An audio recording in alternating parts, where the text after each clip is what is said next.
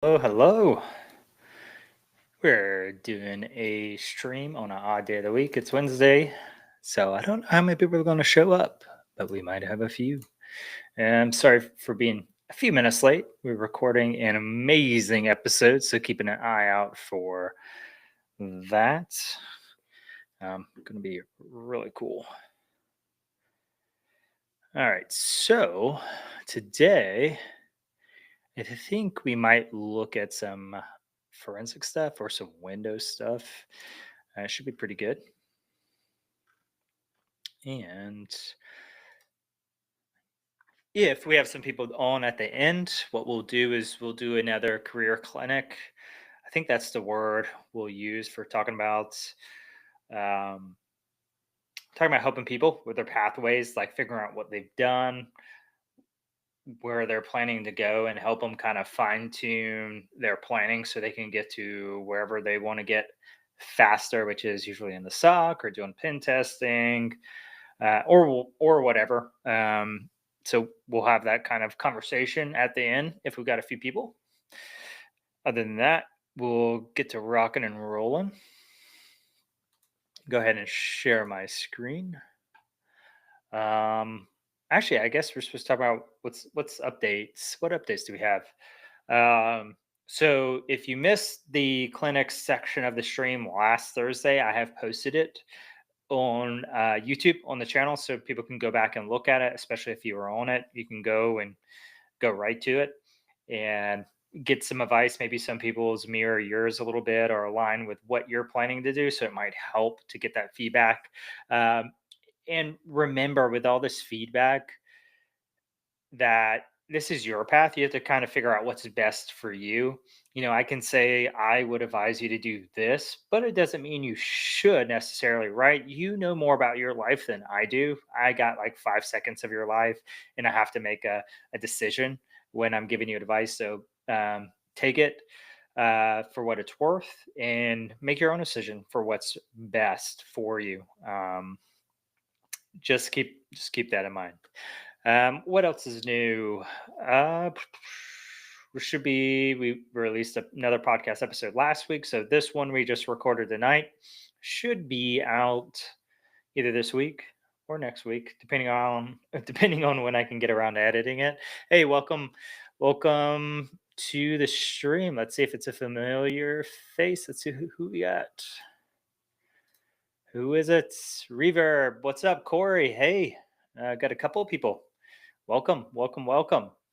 Just chatting, getting ready to dig in. What do you guys want to check out today? Anything you want to dig into? Trying to think about what else has been going on since the last stream. Got a couple of videos coming out as well. They're in the process of being edited. One's going to be talking about what type of computer I'm recommending for people looking to get into cybersecurity who want to get some hands-on stuff. That'll be one video. Then I have another video on note taking. So those will be coming out. I am a big note taker. And I think it's important if you don't want to keep making the same mistakes over and over. Thanks for your sub, Reverb. Appreciate you. So this should be good. And same, I kept getting a lot of questions. I think probably 50% of the questions I've been getting in the YouTube comments has been, what type of computer should I get? So hopefully this is clear enough to make sense. I won't ruin any of the video, but look at it, make comments, tell me what you think, if I'm on the right path or not. But this is definitely what I would look at if I were new getting in, for sure. But yeah. I think that's it. So we're going to be streaming same amount of time, 6 to 9, and get into whatever we're going to get into. Oh, you got to go to night class. Boo. Yeah, put it in there, Reverb. I was going to wait till the end to do some advice, but go for it. I want to catch you before you go to class. So just drop the comments in there, and we'll see. Yeah, a couple of people were asking in the comments for advice. Feel free to do that. I will say the Discord channel is probably the best way to get advice if you're not able to get on a stream, just because it's more interactive there. And you got people like AJ, my co-host, and I have a bunch of friends in there as well. that can also answer those questions, so you can get a few perspectives. And some other people I've mentored along the way are also in there. Uh, Awesome for continuing to support me. But Discord's a really good place for that. Hopping on the stream obviously is always a good time. We might start doing some stuff where if I can ensure people have a good microphone, so it's not like distracting, we can get them on here and we can actually have a good conversation. I'd love to do like interviews, like practice interview sessions would be really cool to stream. I know it'd be rough for the people being interviewed, but it'd be good practice, right? If you can get through one of these interviews, you'll probably crush a real one. So that'd be something else I'd like to do. So if you're watching the stream, comment below if you'd like to be interviewed by me. Um, and maybe one day you will in real life be interviewed by me. I've done a couple recently, and I'm sure it's going to be ongoing.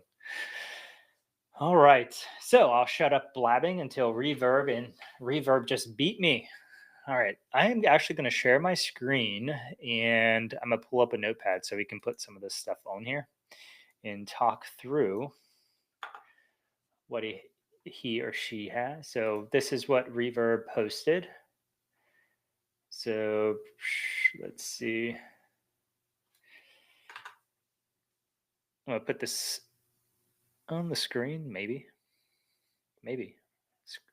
Present screen, window. All right. Perfect. Let's get rid of this. There we go. Now we have full screen.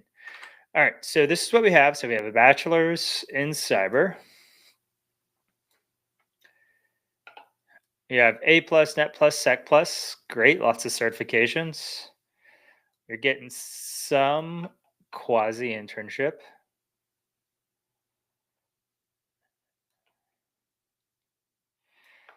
And we have a continuation here. Let's throw this up on the screen. So I'm just putting your stuff here so I can look at it logically for me. So if I'm moving it around, that's why. Theoretical knowledge. So where do you want to go, Reverb? That's the question. That's the most important thing here is where do you want to go? Put that in chat. I assume SOC, since you're asked if you want to do try hack me SOC. Let's say target career, question mark, SOC. Let's see, he's asking, see options here. Track me SOC, learn Python, Linux, or other things. So you're leaning more defensive. So this is a real question, though. We had this last time where someone's like, "I'm doing all these things," and they had this huge spectrum of courses they did in Try Hack Me, all geared towards engineering, but they wanted to get into the SOC, and I'm like, "Well, these are great things to have, but they're not going to get you there." And then we had someone else who was just like, all these certifications, they didn't know where they wanted to go. So if you're leaning towards more defensive, um, my guess is it's going to be the SOC or GRC. Those are the two entry points in the defensive side. Everything else is probably not entry level. But if you're doing SOC, I would say do the Try Hack Me SOC 1. Python is great for later. You need to learn that at the intermediate level and above. Sure, it'll help. But I will tell you that as a hiring manager, we are prioritizing the knowledge that you need to actually do your job well over nice to haves. So Python's a nice to have, Linux is a nice to have. Those are nice to haves, where SOC skills are a must have. And when we talk about SOC skills, we're talking about, do you understand how Windows works? Because that's 90% plus of your enterprise environments where you'll be working is that. So Linux is great, but it's a small percentile of systems. We're going to be looking at, do you understand what Windows logs or different system logs look like? Do you know how to use a SIM? Do you understand how networking works in general? Like, do you understand what it is to make a request to a website, different basic web attacks, basic attacks in general? Do you understand what the attacker methodology is, what those different categories of MITRE are? These are things that are going to help you when you get a job. And that's really where you want to focus first are those core skills because that is what's going to be in your interview when you do get there are those core skills. They're not going to very much not likely going to ask you to code something in Python. They're going to be like, okay, cool, you can code in Python, great. Then they're going to dive right into the technical stuff. Same with Linux. They may ask you a question about Linux, but most places won't because they don't really care. Windows is what they care about for the most part. But they will ask some networking stuff as well. Like, can you tell me what happens when you type in google.com in your browser? What happens? Like technologically wise, right? You're talking about resolving DNS and all that kind of stuff is what they want to hear. Or they ask you about incident response questions. How do you react to a malware alert? What do you do?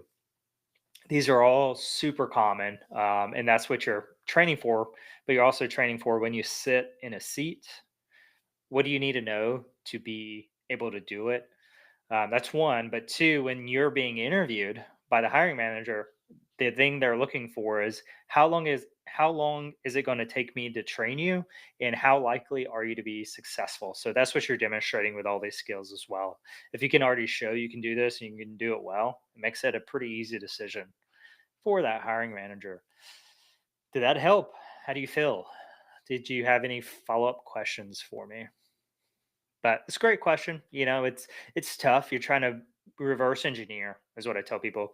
Figure out where you want to go, and let's walk back and figure out how to get there. I'd recommend doing one of the SOC level one certifications as well to add to that resume. So start with doing one of the paths because they're free. Um, I think they have a free one, but if not, they're like $12 a month. And then look at doing one of them. Yeah, I think Try Hack Me has the best free sock stuff, but there is I think it's Hack the Box has an academy, and they have sock course that's pretty good too. It's actually really solid. You just have more options than Try Hack Me, but whatever you have a subscription to, just do that. I know some people buy the annual subscription to different things. Just stick to it. There's content in both, so do whichever one you want. Let's Defend is, from what I hear, pretty similar. I looked at it a few years back, wasn't that impressed, but some people have used it more recently and said it was good. Um, it doesn't matter. You just want to make sure you're covering, well, that it's decent and not frustrating. One, and that it's teaching you those skills of what do attacks look like in the Windows environments? How do I use the SIM? How do I how do I do incident response? What do these look like in logs? A lot of SOC work is focused on logs. So that's what you want to make sure you're spending a lot of time in is understanding what things look like in logs because that's the whole trick with SOC work, right? It's I'm an attacker attacking you. It's not going to scream, hey, I'm doing a SQL injection or hey, I'm doing a process injection or whatever it is. You have to look at the context of that log and say, oh, based off of this, I'm pretty sure this is what it is. It's like speaking another language. So you have to start learning that language in order to speak it. Hey, Harem, welcome. I'm glad you finally caught one. But yeah, that's the whole trick of the sock. You're learning a new language, and as you do it, you speak it better and better and better as you climb. And these other skills that you're talking about, like Python, um, learning a language helps when you get higher up because you'll start automating or building tools, and they become very handy at that point. Linux, you may start doing Linux investigations more, and you just keep adding more and more to these skills, right? So you learn basics, but when you start doing malware analysis and forensics, those are advanced skills that build off of those previous skills. So it's always you're building and building and building. All right, so let's put this on screen here. Reverb says, He appreciates it. Make sure he has it right. I should focus on SOC 1 and then maybe get the SAL 1 cert. After doing that, I can dabble in Python and Linux. Yeah, that's fine. Definitely prioritize the technical certification first, and then other stuff can come. You may find that you want to dig into something else like malware forensics after that, but I think it's safe to move on to one of those later. Because when I recommend it, and I did a site recently, I think a month ago, where I started putting these recommendations down, and it's like get your foundations and then start chipping away at these specialties or these more in-depth topics like Linux or uh, detection engineering or even network packet analysis, things like that, memory analysis, malware analysis, all these specialties you can start digging into, and they just add additional reasons on your resume to hire you. So, yeah, you got it. Have fun. Keep us up to date and how your journey is going as you knock it out. But yeah, you got plenty of options now. There used to be zero options for SOC certifications. Now you got a few, which is awesome to see. Even OffSec is jumping into it. OffSec has a handful. I was looking at them today to see what they had. They even have threat hunting now, which is amazing to see because there aren't a lot of threat hunting courses except for SANS, the $9,000 certification you too can have. Don't get it. Let your company pay for it, please. But there are SANS does typically have what do they call them? Scholarships and programs you can apply to. So women in tech can do it. People of color can do it. Veterans can do it. A lot of different groups of people that have the opportunity to get free certifications through SANS. So just hop in there and look at some of their programs. I'll show you. Like I'm a alumni of the Vet Success program myself. SANS Vet Success. And I got 3 certifications, and they helped place me in a job. Well, they helped me with my resume and gave me interviews, but I ended up finding one through LinkedIn. But they still did it for me, which is amazing. Let's see, here we go. Under resource communities, that's how they define it. So let's see. Trying to find where they list it for you so you can see which groups they're for. Here you go. So Women in Cyber, Veterans Academy, 43. Wow, they've done 43 so far. That's insane. Southeastern Cyber Workforce, Maryland. So yeah, check this out. I'll put this in chat so people can hop in here and look to see if something aligns with them.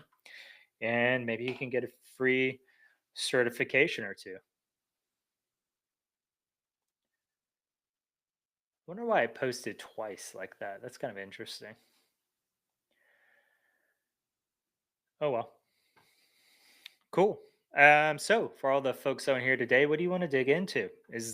I have some forensic stuff up here. We can do some forensics. I haven't had to do this in I don't know, a year or so, but happy to do it today. I've never done Mac forensics. But yeah, we got some options. We can do some hacking. We can do some blue team. If there's a lot of SOC people in here, blue team may be the way to go. There's a lot of offensive type folks. We could do some of that, but hacking is good for everyone.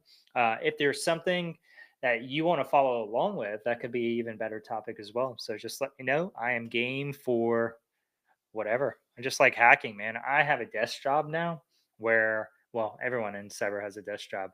But I have a management job, so I don't get to do technical stuff. I watch others do technical stuff now, which is sad. Um, so good times. Rip technical skills. Life of a leader. Um, so we can do that. I was looking at this because I was looking for some training for my people who need to get into forensics. They were like, "Hey, you could build forensic training for us." I'm like, "I don't have time. Sorry. It's your job now. I have to pass the baton over."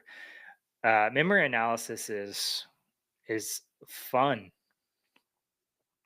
Let's see. I've never done mobile phones. I've always done computer systems, like normal endpoints.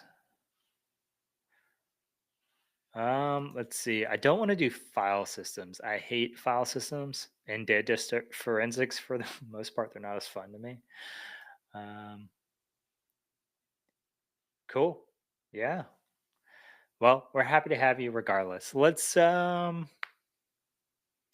what do I want to do? We can do some log analysis maybe. Let's see if how this stuff goes. Prerequisites. I don't want to read a lot of stuff, and these may make us do that. All right, we can try this one out. Let's see what happens. Let me get my VPN back up and going,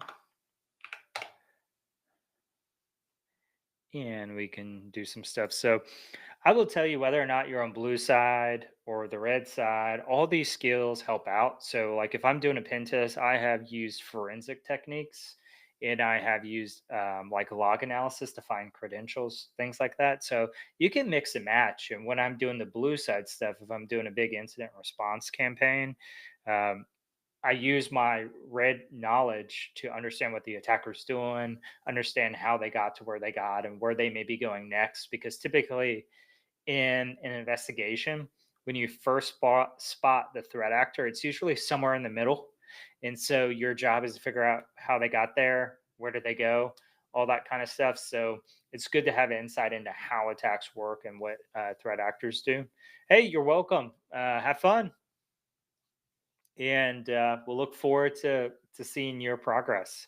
So it's good to have these skills. And historically, over my last decade in cybersecurity, that's I'll bounce back and forth between offensive and defensive because it's fun, and I pick up new tricks, and it changes my perspective every time.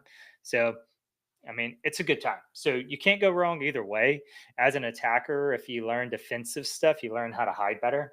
So my last technical role, which was last month for the last few years, I did purple teaming where I wrote malware. I learned how to evade logs and detections, and I did that because I was helping train um, defenders. So I had to understand how they would approach my attack. So I did more than malware. Like I actually built full campaigns for them to learn. And like I would take recent attacks, recent techniques, and then I would make them work for our environment. Anyways, my point is I had to understand how they would investigate it because I would tweak it to kind of mess up their normal flow to force them to dig deeper or to force them to stretch other areas of their knowledge or to just learn something, right? I know they're going to do this, so I'm going to make it do this instead so that they have to use a specific tool or a specific and forensic technique. So it's good. It's good to know both sides, and it just makes you better. Makes you a better practitioner, which is what most of us want to be. Just keep getting better.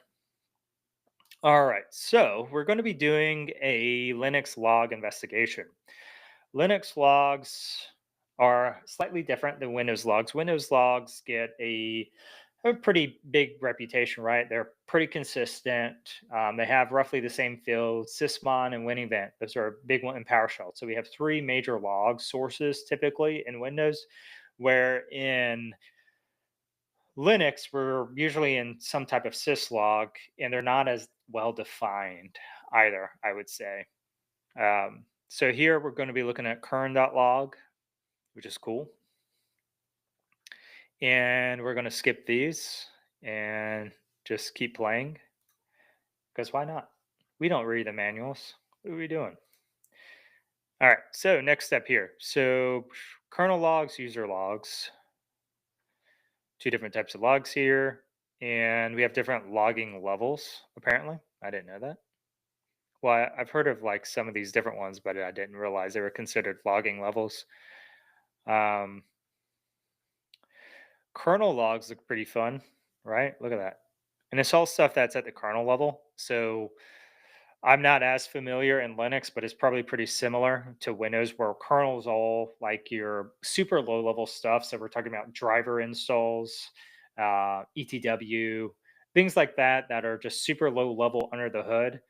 And anything in kernel has access to anything else in kernel, which is why it's so powerful. So when you look at stuff like rootkits, they're way down there. When you look at things like CrowdStrike, that big event, I think it was last summer, where it shut down all these places like airports and whatnot, is because it was a driver, or not a driver, it was a file that was an update for their, I believe it was their EDR or AV, one of those two. But when it pushed out, it crashed everything because it affected the kernel level. So kernel can be scary, is my point here. Kernel is a very powerful place to be. And so that's why also we see all this stuff related to like drivers and BIOS and all this. It's super low level. Well, BIOS would be even lower than kernel because BIOS is outside of the operating system itself. Let's see. What type of logs provide message related to hardware events and system errors? So this one isn't as fun. We might skip this one because I don't want to read this. I just want to hack something. So let's go back and let's go to a challenge actually instead. Sorry, I don't want to sit here and read this stuff to you because I feel like you're going to be bored. So um, let's put our brains to use. Let's see. Gonna do sort by type. Let's do blue. We'll do blue though, but let's find it. Let's find it in this stack here. Got a directory. Do you have what it takes to crack this? Let's do a medium one. We'll start here. It's the first one. Sure. Windows and Linux. Okay.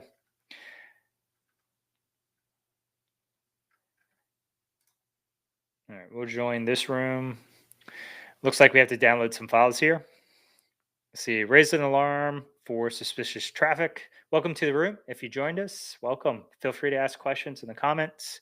Happy to answer them as we chug along. And we'll go ahead and click this. See what's going on here. Fortunately, there's an issue with the SIM ingesting the network traffic, but luckily the network capture device was still working. They asked if you could look to find out what happened since you are known as the magician. We're magicians today. Congrats, you got a promotion. For users using the attack box, the challenge is best done using your own environment. Great. Some browsers may detect this as a malicious file or as malicious. Says in general, as a security practice, download the zip and analyze the forensic files on a dedicated virtual machine, not your host. So this is really good practice just in general. You should be using a VM. Like I'm in a VM right now, if you can't tell, VMware at the top.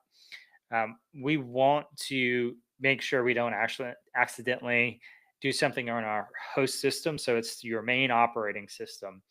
One, because you can't roll it back, and it has access to more stuff probably than your VM.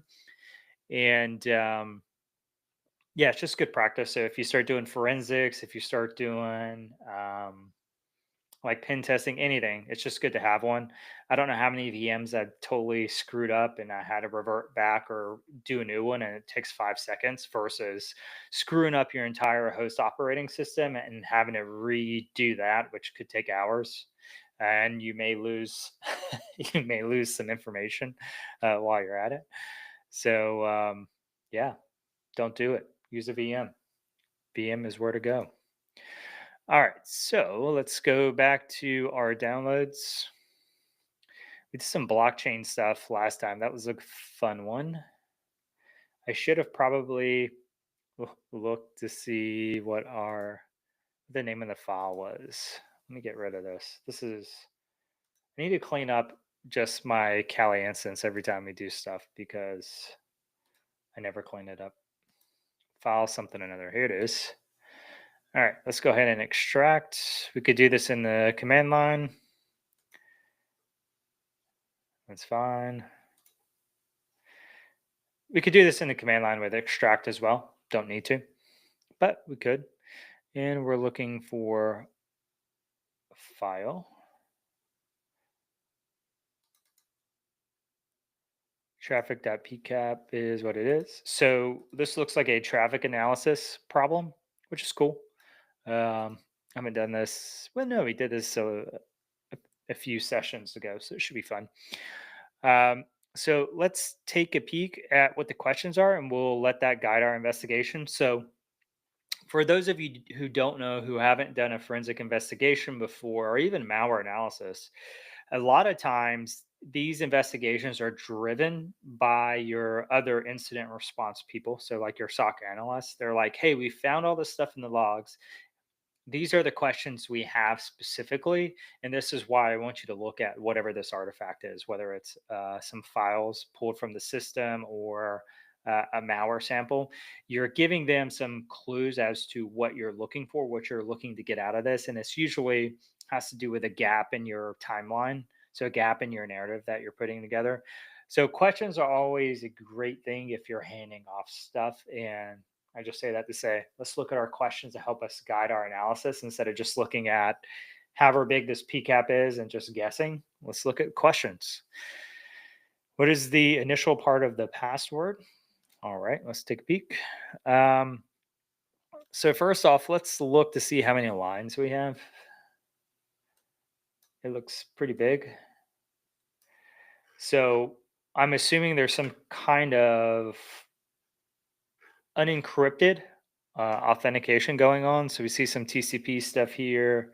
There's some interesting stuff you can do by looking at what type of protocols we have going on here. So you have some data from an internet protocol.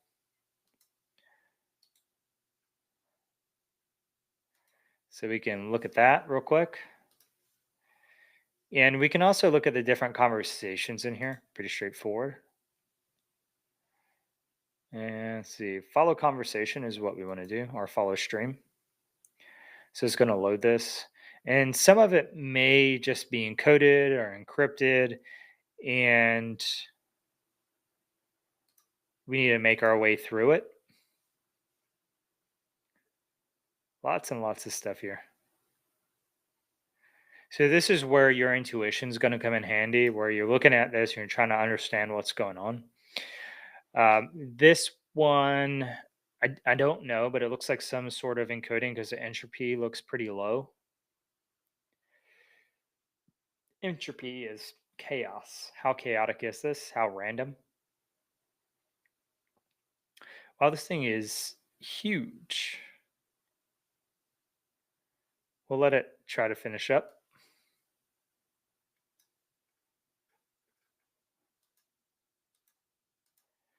I was expecting to see another protocol, to be honest, but I didn't.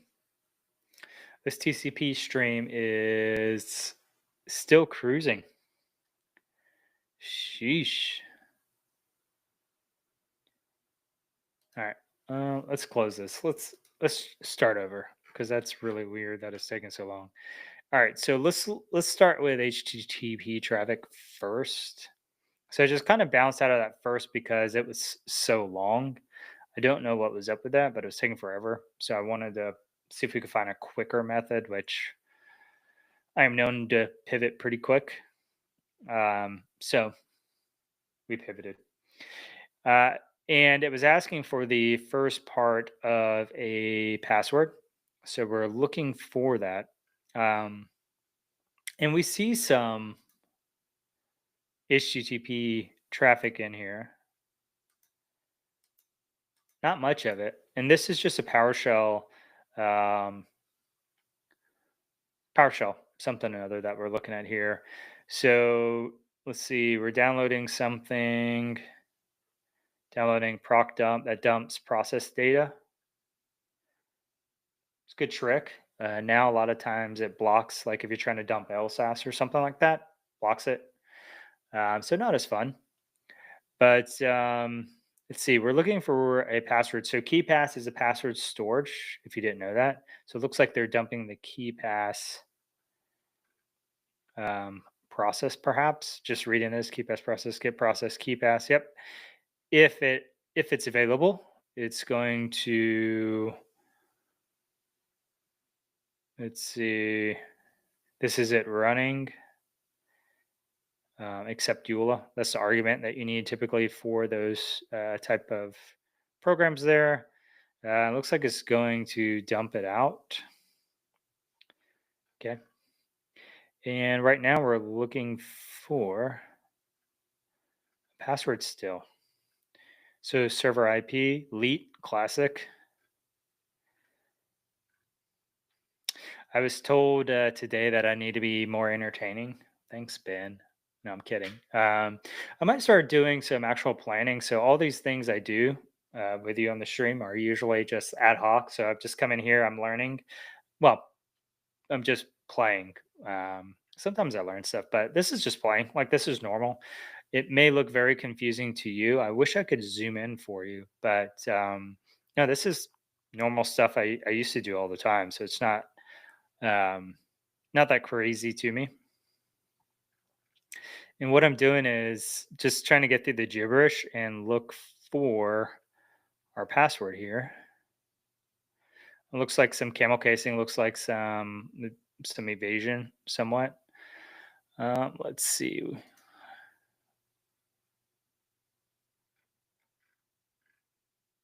Oh, so this is a pretty small thing. Um, okay, interesting. So I wonder where the password is. So it's pulling this file, new objects. I wonder what all this is. This looks like just some Caesar cipher or something, doesn't it? We can go over to our cyber chef, see if we can figure it out.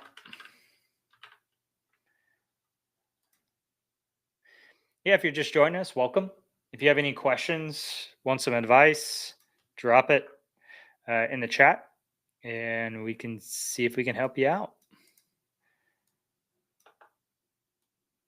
I guess I could have done a find and replace, but this didn't take long. If it's really long, I'll script something out. If it's not really long, then I don't. So if I can do it in a couple of minutes, I won't waste time developing something for it. I just want to see what this says. You know what I mean? All right. So we got a couple of options here. We can use magic, figure out what it is. I don't think it's base 64. I think it's like a rotation cipher, just based off of it. What are you guys thinking? Let's see. We can do a rotate left, maybe. Oh, that is.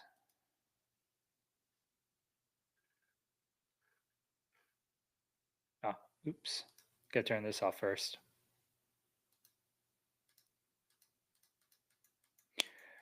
This is kind of weird that it's doing that. That's not a rotation. Let's see if we got a. Is there a Caesar on here? Caesar is typically a rotation.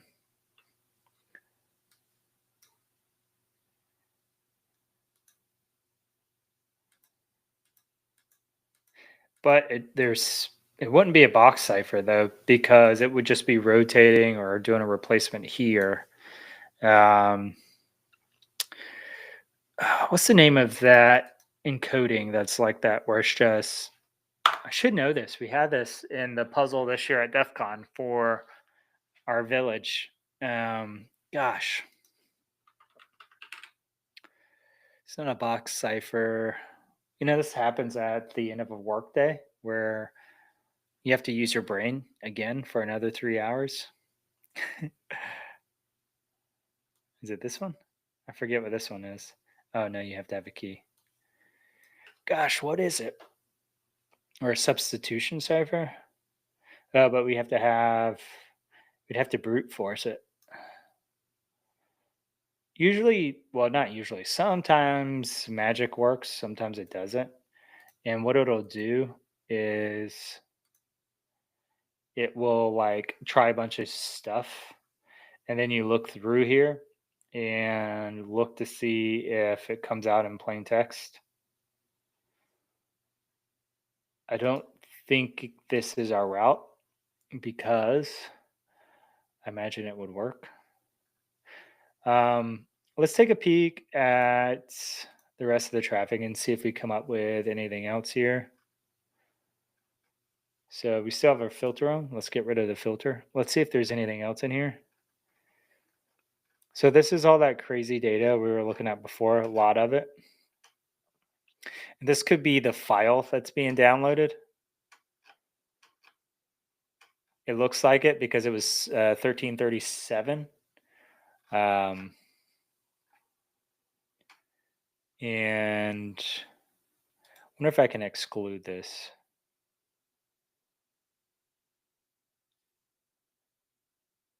It's probably a way to do that. Let's see. We should be able to do it with the not sequence number, but typically there's a session, and we can exclude it. We could do the port. Let's just exclude the port to make it easy and see if that does it for us.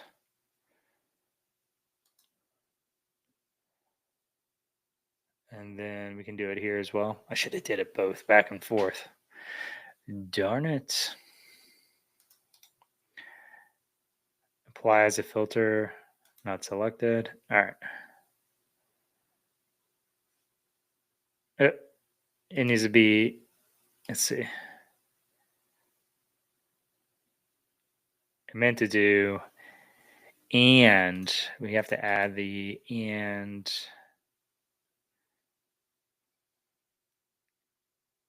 not selected. There we go. This is what we were looking for.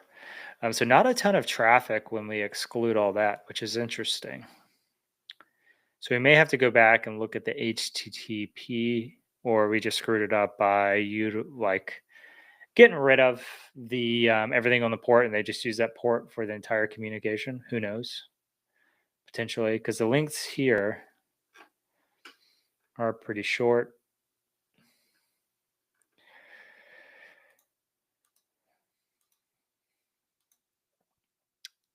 Let's see what else we have here. So this is that stream we saw earlier.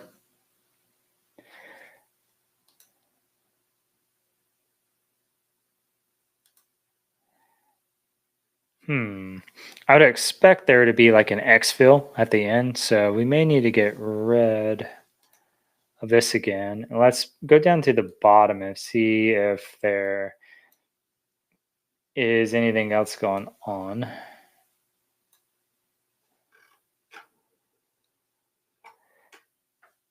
Problem is I can't see where the darn thing is. Can't even see the cursor. What is up with this thing? Oh, jeez. Let's see. This keyboard sucks. All right.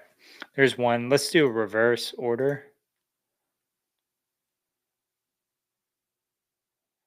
Okay, that didn't work either. What the heck?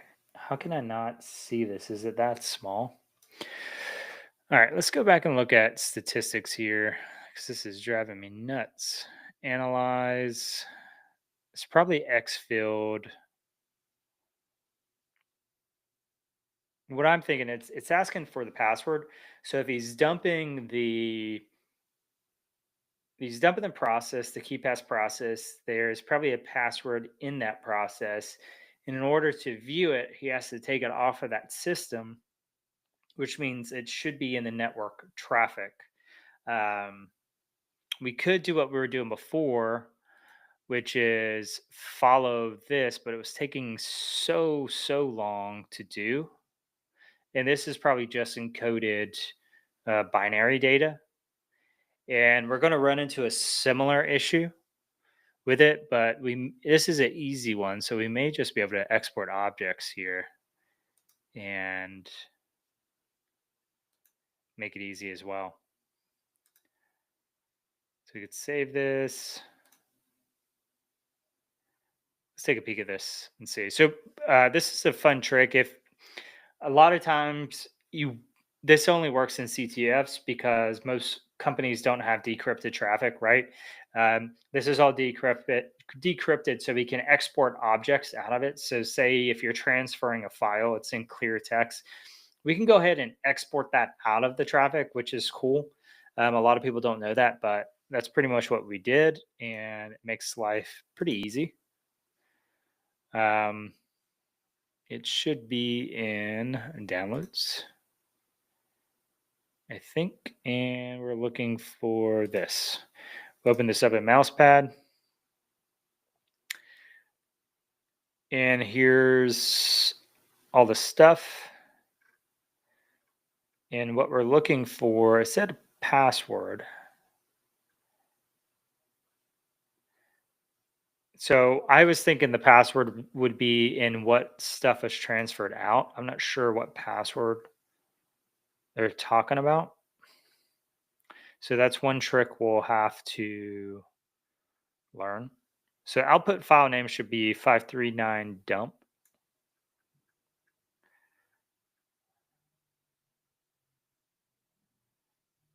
Don't let this drive you nuts. This is just a variable name.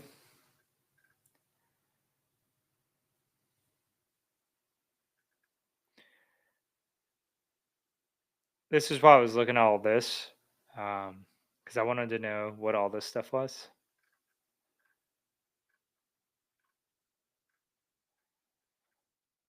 Database, input file name.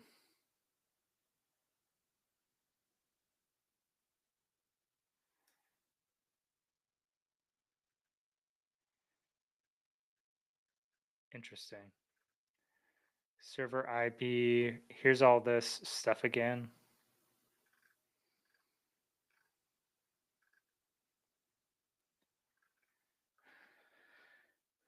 So we're looking to a KeePass file being, so KeePass again is a password database, and this is I think in OffSec has one of their labs where you're pulling this down and you're attacking the process anyways, the application, not the process. Um, I mean, think about how powerful it is if you get this, but typically the databases are stored encrypted as well. So this is what it's talking about.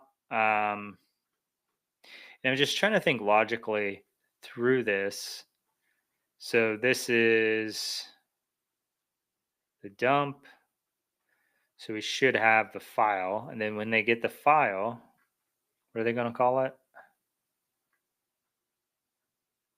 Output file name. So then they should be doing something with output file name. They're dumping the bytes here. This is where they're creating the file. Here's the output file path. They're changing the names basically.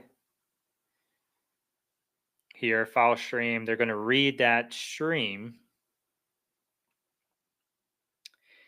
And maybe they change ports on us, which would be lovely.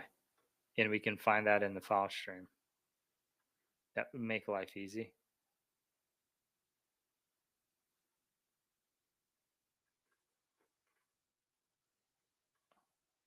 Hey, welcome to the stream. If you're just joining us, feel free to ask questions if you have them. Right now, we're looking at this file that's come from a packet capture, and we're looking to see what they mean by getting a password. My guess is that the password is something that was extracted from Keybase. Let's see.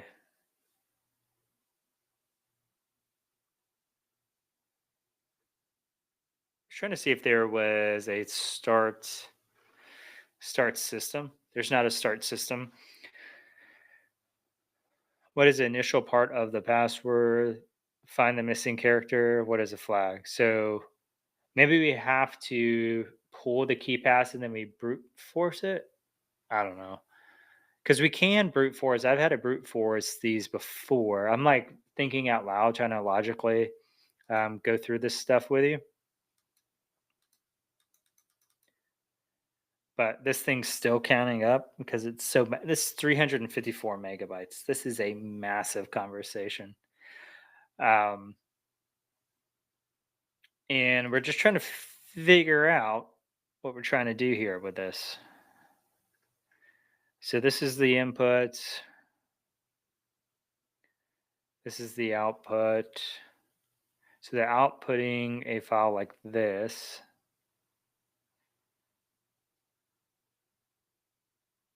So this is going to read all bytes from the KDBX, which is the database file.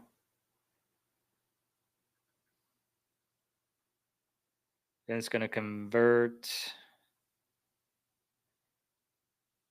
Then it's going to put it into this file. Bytes to write equal all this. Oh, 138. So we can do server port 138. So my guess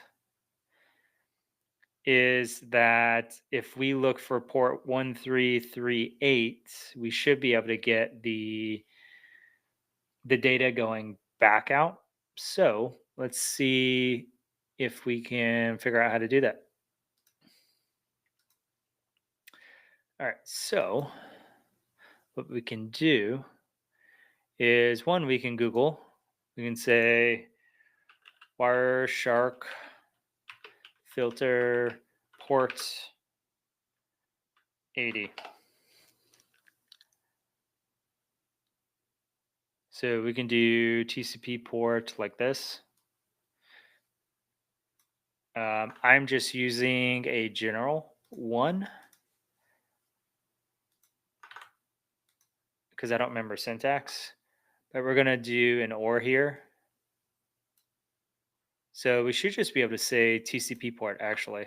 I was thinking we had to specify destination and source. I don't think we have to.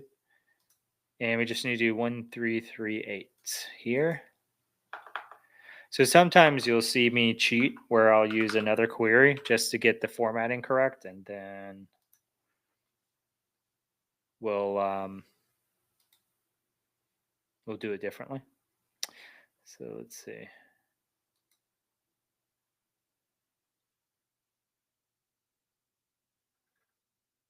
Oh, this is all base 64. This I can deal with. Let's copy this. Come over here. Let's go ahead and switch this up. I should be able to decrypt this actually. Unless there's new lines that are going to get in the way.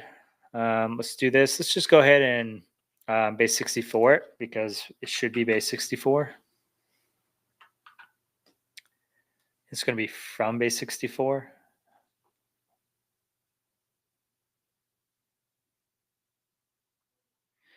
And we may have to watch the formatting here. Welcome if you're just joining us.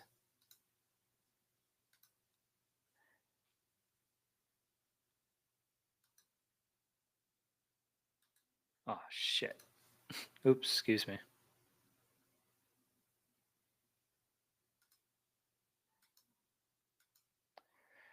I messed it up.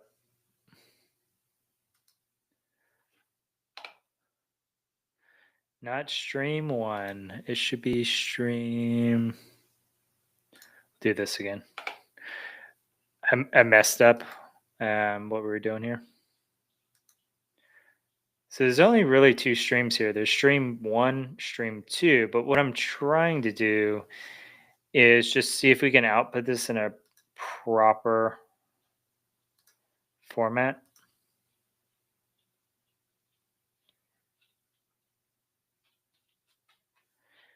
Okay. I'm not sure why it's jacked up, but let's take a peek here. Let's see if we can decrypt some of this stuff. So it's reading the file. It's going to connect, read the file, get stream, It's creating a new buffer here. It's going to read the buffer and it's going to send it across or across the network connection. And okay, so it's doing that. We have this file. So what other format was it in? So we should look at it. 2 base 64. So there is a goofy thing where um, PowerShell base 64 is different. And it's annoying. But we can also start up PowerShell in here and play with this. I wish I had a CLI. So we can actually play with this where we can reverse engineer this if we wanted to and have it basically reverse the process of what it did. So read the input and essentially we should be able to give it this file here. So let's try this. So instead of 2, we do from base 64 and we just have the bytes here. So, can we do, excuse me. Let's try that. Let's see. We're playing right now. Just because this looks so weird. I don't know why it looks like this. And it may just be the type of base 64. But we can also try magic as well again to see if it comes up with anything. But magic only works if it's going to get something readable. If it ends up being like actual data, not data, but like a binary or something that's like a legit a data stream that doesn't have ASCII in it, we'll run into issues. So we do have to just be cognizant of that, which is probably why it's taken so long. It doesn't understand what we're looking for. Um, these slashes are probably new lines and it's jacking stuff up. So let's fix that first. Nope, that's not what we want. We want this. Put it over here. So we're just working on formatting. That's the worst part for a lot of stuff is data wrangling. Hey, Robbie, welcome. We're having to wrangle this data so that it makes sense. And not only it makes sense to us, but it makes sense to the computer. So we have some new lines here, and that's what we're having to get rid of potentially. But not all of these are new lines, which is interesting. Only some of them. And we're getting a fairly high entropy here, which is kind of interesting. Yeah, this is live. You're live. Welcome. This is me live, struggling. As always, struggle busing. If you have any questions, feel free to drop them. Drop them in chat. Let's take another look at this. So we're trying to understand how these bytes come out. So it could just be the format of the database. So the databases are kind of goofy. Oh yeah, come on. Hi. We are trying to figure out how to reverse engineer this script and pull whatever file. I think it's a password database file from network traffic and reveal a password from that. So kind of interesting. Maybe all we need to do, and the only thing that's causing me to hesitate with this is I know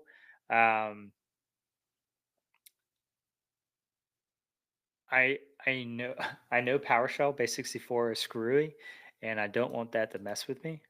So we could just take this and just output it raw. So like this, take this, we'll say this equals that. So it's taking this raw text that's in PowerShell, and we want to go from base 64, and then we can, what is it? It's not output. What is it? PowerShell output string to file. So we want to write it out. So we can do out file like this. So we can say out file, file path. Probably don't even need that, but we'll do it like that. And what's the optional? Because I need to, we're not piping it in.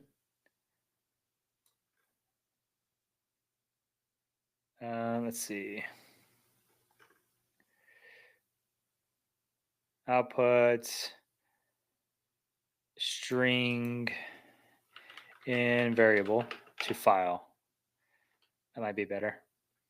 Here we go. This is more what we're looking for. File path. So we want to do set contents. This is what we want here. This is like the fun part of cybersecurity where some of the stuff is new, some of the stuff isn't new. So I'm like, I've never, I haven't done this before, this particular challenge, but I've done pieces of it, right? And so I'm having to play through the stuff I haven't done before. But, I get to use the knowledge that I have already accumulated up to this point. So we can say file path. We can go ahead and define this and say it's just going to be dot slash, which will be here.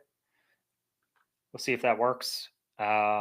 It actually might not like this. Well, it should like this because this is Linux formatting. And then we'll do base 64 decoded as the output string. And then that should be it. How do you suck at coding as a comp sci graduate? I thought that's all you do. No, it's cool. Um, yeah, who knows? How do you feel about AI in the comp sci? I think there's quite a few people kind of freaking out who are just graduating in the dev space, and they have all this AI stuff going on now. It's kind of scary. Um, Curious what your thoughts are. That'd be kind of interesting. Ba, ba, ba. So we want to save this. We'll save this as downloads, and we'll call it wireshark.ps1. And we'll save it. What we should probably do is file path wireshark.txt. So we got to make sure we give it a name. So we'll go ahead and save that again. And then we'll run this again. So we'll say, we just need to run it. So it should be like this, maybe, or no, we got to go to CD, downloads, ls, do, there it is. If I can type, geez, my fingers don't want to work. So you have an exception here. Exception calling input is not a valid base 64 string as it contains a non-base 64 characters. So it's saying it doesn't like our base 64, and we need to fix it, which is what I thought too. But these are new lines. So base 64, you have like certain characters that are acceptable and certain ones that aren't. I thought these were line breaks. and they still may be, but it's saying it doesn't actually like our PowerShell, and it should like it actually, um, or it just may be that it was added as part of the traffic. So we could do, um, we might be able to pull this out on its own if it can identify it as a file. We might be able to pull it out on its own, but it shouldn't be. It should just be data going across because it only recognizes files with a header and footer, or a header and trailer, I believe. Look at me. I'm just like thinking through stuff. Let's see. Harem said, entering junior year. Congrats. Congrats, IT help desk. Awesome. Well, I'm glad you found me. Feel free to ask questions anytime, at all. There's so much stuff out there in cybersecurity, and part of my goal for this stream is to help answer questions, help do some clarification about what's out there, what's good to learn.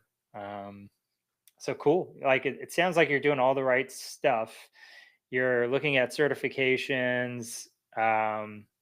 You're a junior. You're already getting some IT experience. Doing a lot of good stuff. Keep it up. Keep it up. All right. So we got to figure out how to convert this base 64 string into something usable. So we could, in order to get rid of this, we can say Wireshark, or Wireshark dot out. This is very bad naming convention. You're probably like just squint, like just hurting over there, Ravi, because my naming convention is horrible. Let's see. All right. So basically, what I'm doing is my thought process is I think there's the way I copied the contents here. I think it may be breaking the decryption we're trying to do. And so I'm gonna have it output it and maybe have it clean up some of that stuff. And we'll just work with whatever's out there. Uh, like work with whatever's clean, hopefully a little bit cleaner. So you have this thing with because you don't even see the line breaks in here. So that's why I thought they were added afterwards. And so if there's characters in there that shouldn't be in there and you're trying to handle it like it's in a proper formatting, it's obviously going to break, right? It's like the whole, if you ever had as a child, the little weird shaped like egg thing and you're sticking these special shapes into the holes, that's kind of what you're doing here with this. If it's not in the right format, it's not going to fit and actually decode properly. So that's what I'm trying to do. I'm trying to get in the right format so we can decode it and then maybe make something happen. We'll see. We'll see. To be seen. You know, like we always work off of theories in here. Hey, I think this is the thing, and we start working it. This, and if it works, it works. If it doesn't, we come up with a new theory. So it looks like it's all here. Um, I mean, it looks like proper base 64 to me. It really does. But it could be wrong. We'll save it. We'll give it a go again. If not, we'll try another trick I have. It did work. So the formatting was wrong. How about that? Okay. Well, let's see if we actually got something out of it. It doesn't really matter if we didn't get what we wanted. I think this is what we wanted to get. Does that look any better? We got raw bytes. Nice. Okay. All right, so we have to do something with these bytes here. I am going to try something else first before we play with this because everything is really just bytes and we can look at it, and try to run it or whatever. So like even with this, we can what is this Wireshark text? we can run stuff on it. So we can look at the file type if it is a file type in here. So we can do CD, we got to go to downloads real quick. So we can do file. So this is just, it's saying it's just ASCII text. It is not ASCII text though. Or maybe it is. Maybe it's just encoded ASCII text. The trouble with life. Let's hop in the Wireshark real quick. It's not that, excuse me, it's not that big of a thing. So if we do this, let's get rid of this. So this is here, and then let's swap places. Doesn't like that. So we're getting raw bytes from PowerShell. Those have to be converted at some point because everything is just byte streams anyways. So we need to figure out from decimal. It's not a valid decimal. Or maybe to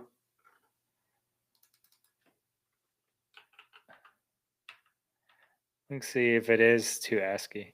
We could say decode.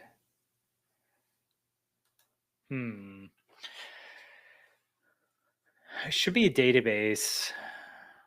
This should be a database, I believe. So if we're looking at this, this is where we're at. So it basically said input file is this. Should be a kd.bx file if it's in the right format.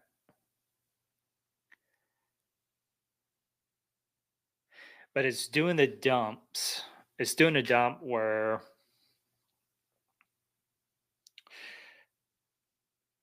it may be just doing maybe we just need to put all the bytes together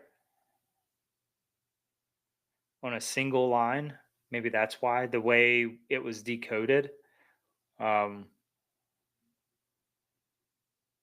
it XORed it as well.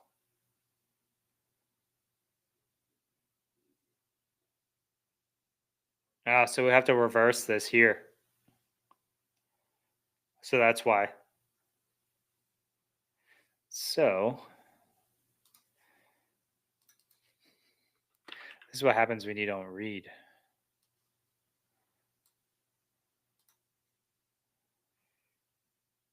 We don't know what the key is, but the key should be in the file. Let's see, for this XOR key, this is the key. So if I remember correctly, it should just do the opposite. So we could just read the file. We could update our script to say read all bytes, or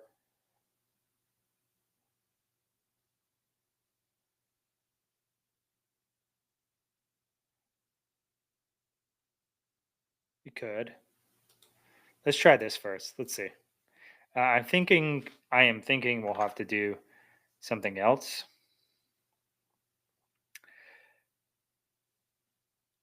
But let's say Wireshark.dat. I just want to see what the file type is of this, if it worked. I don't think it worked. I have a sneaking suspicion that it didn't, but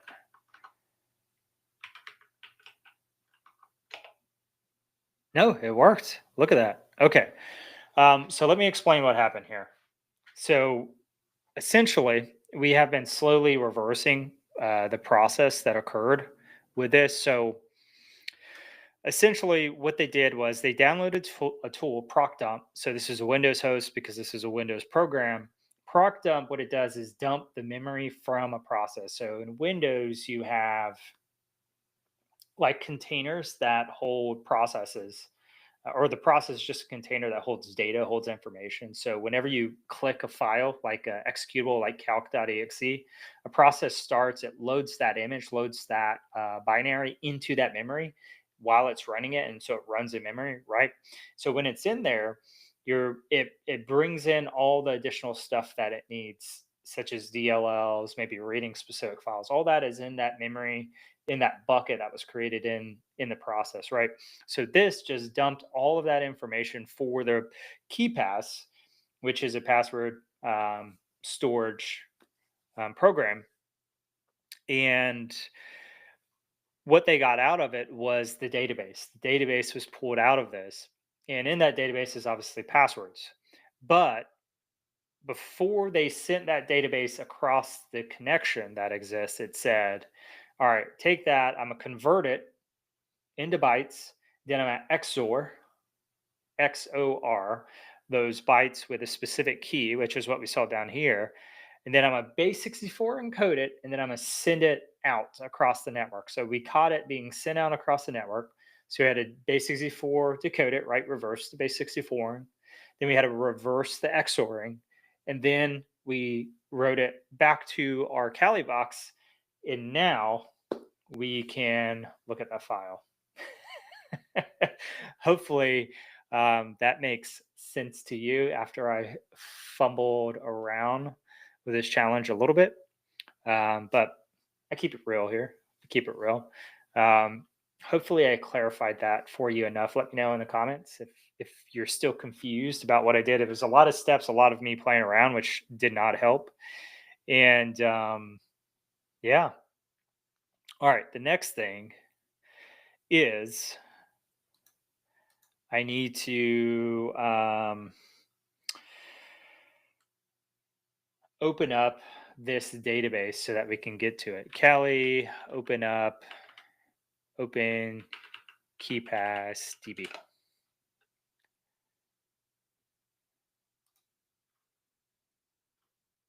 There might be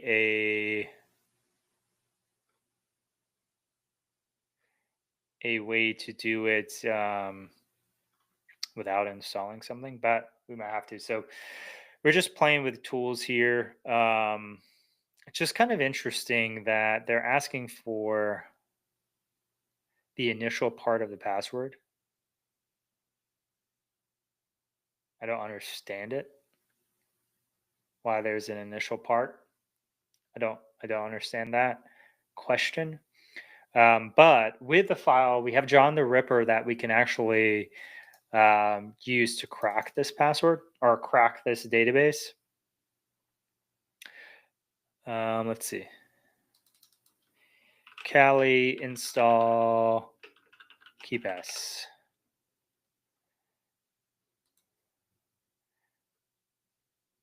So I'm just trying to install a tool that I can use to open this, or at least see. So let's see if we can make magic happen here.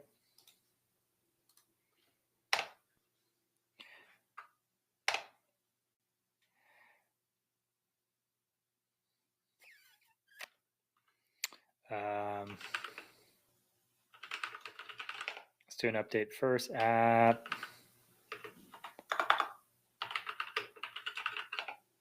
So we need to update our packages first, and we'll try it again. Yeah, any questions out there? I know this was super technical, and sometimes people start falling asleep when you dive into technical stuff, but if you're looking at doing cybersecurity, get used to it. You'll be like me.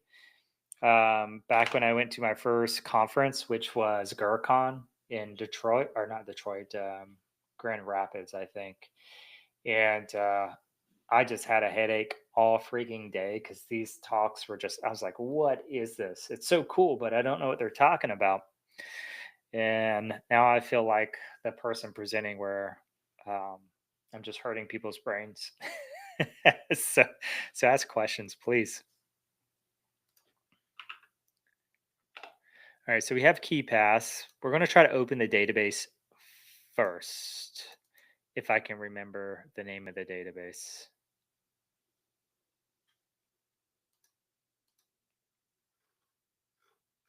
Does anyone remember? I think it was the DAT file. So it needs a password. All right, so this may be the password that we're need to do. So we're going to use John the Ripper to crack the password of this file. Um, JTR crack key pass.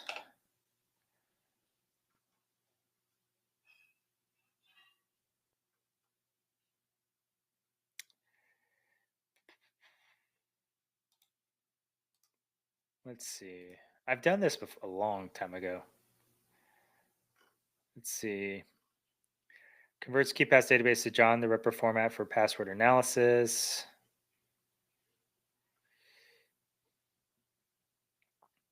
I don't know that we need to do this anymore. I thought John the Ripper had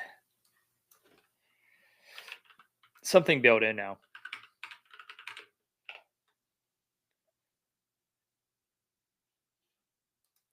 Let's see if the AI tells us how to do it, or it's going to be like, oh, don't be a bad boy. You're not supposed to do this.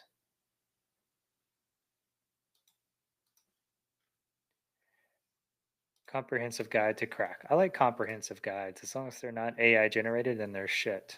And they're not shit. Not crap. Oops, probably shouldn't say that. Already have this here.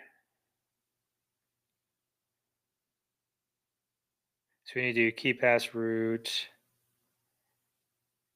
Oh, I think we have this tool built in. Let's see. So it should be key pass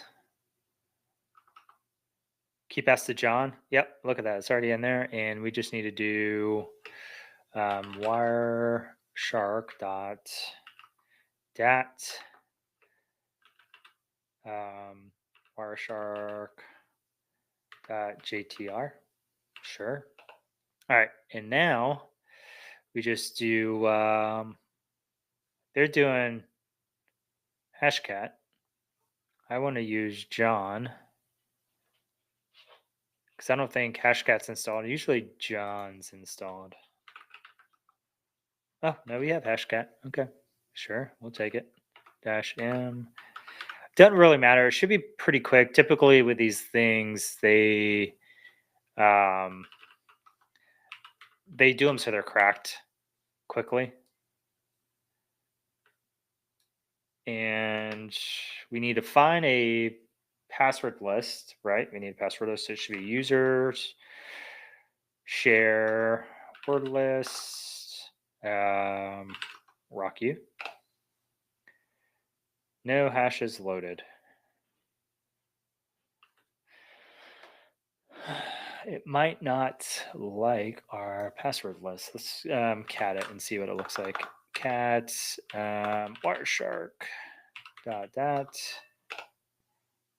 no, Wireshark .jtr is what we want. So it has it in a format, but it didn't like the way we executed it for whatever reason. Sometimes there's funky stuff. So it's saying it didn't load the hash, or it didn't actually pull the hash in, which could be just mean it doesn't like it. So we can play with the formatting here if we want.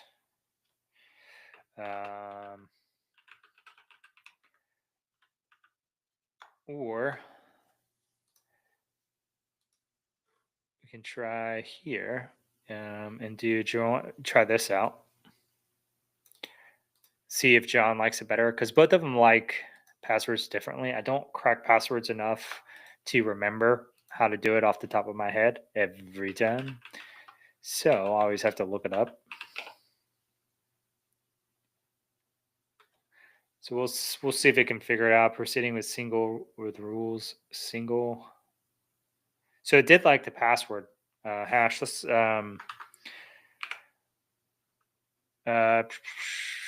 we want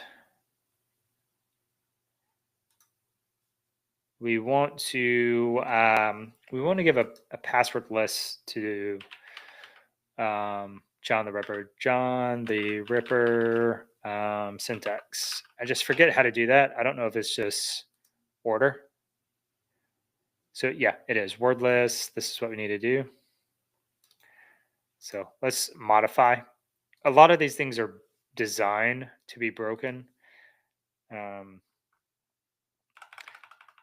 Designed to be broken by RockU Classic, right? So we'll just change this to say user share word list rocku.txt. And we'll see how that works. So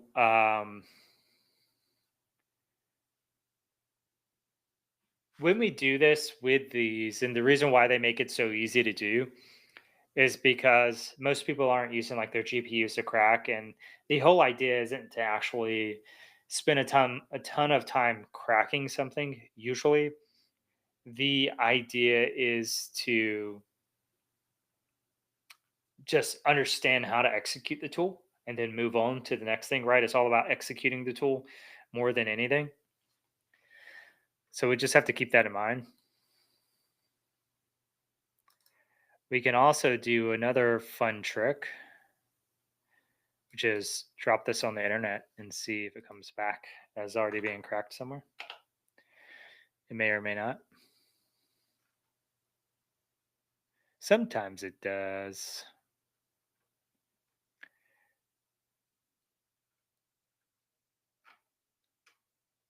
Um,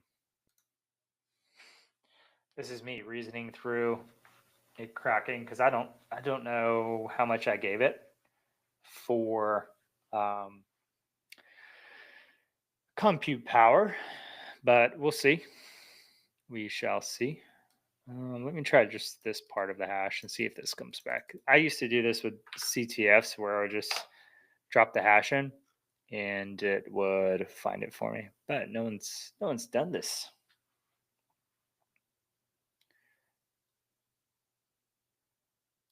So if that's the case, the good thing here, right, is that we know it's in a key pass format because we ran file against it. So we know it is in the correct formatting. And we do know it. We double checked that because we attempted to open it with KeyPass and it said, oh, yeah, it's just password protected. So we do know that that is correct. And now it's just a matter of cracking that password potentially. And we may not even be going about this the right way. Like the intention may not be to even crack the password. And we're just working really, really hard to do it for no reason. But you never know. You never know. We do stuff the hard way sometimes, but this is how you would crack a KeyPass password. Regardless, this is what you would do.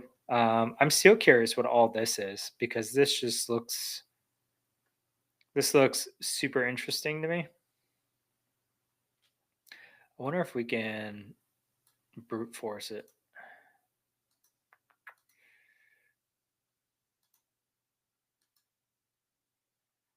This would be in. We did it over here. Oh, it didn't save any of this stuff. I think it does somewhere.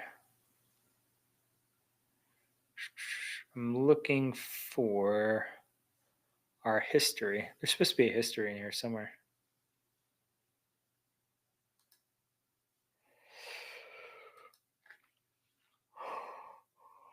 Because I didn't want to redo this again. Redo the my brain's not working. Redo the backspace, whatever stuff. Yeah, usually this pretty quick. If it's intended to be cracked, it's usually pretty fast. It's not cracking, so it's kind of odd to me. And the way they ask the question is odd. What's the initial part of the password? And then find the missing character from the password. And then what's the flag? So that's all pretty odd to me that they ask it that way.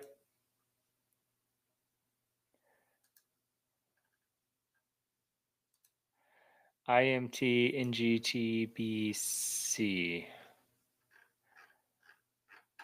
Let's see. Is that all? So that's only that one's. No, this is different.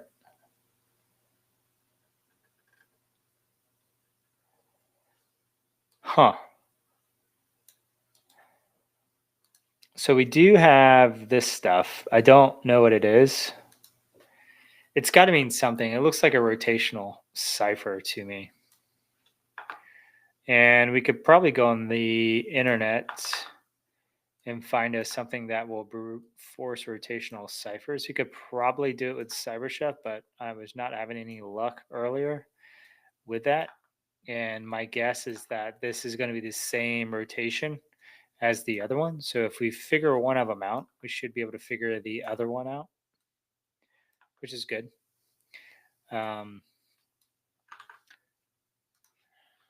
Rotational cipher brute force. Oh, it's just rot. Duh. Jeez.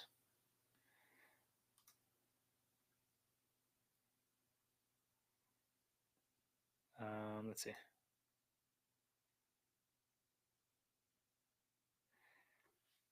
Let's see. Is there a brute? That's an encoder.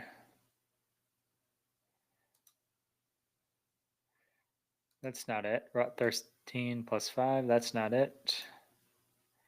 Rot 18. That's not it. Base 36. That's not it. That looks even worse.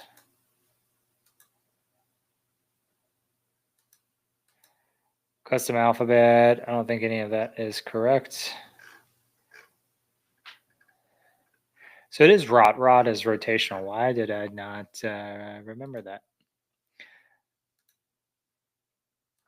Let's do this. Let's put this here. It shouldn't be XORed because that wouldn't make sense because that's done on raw bits.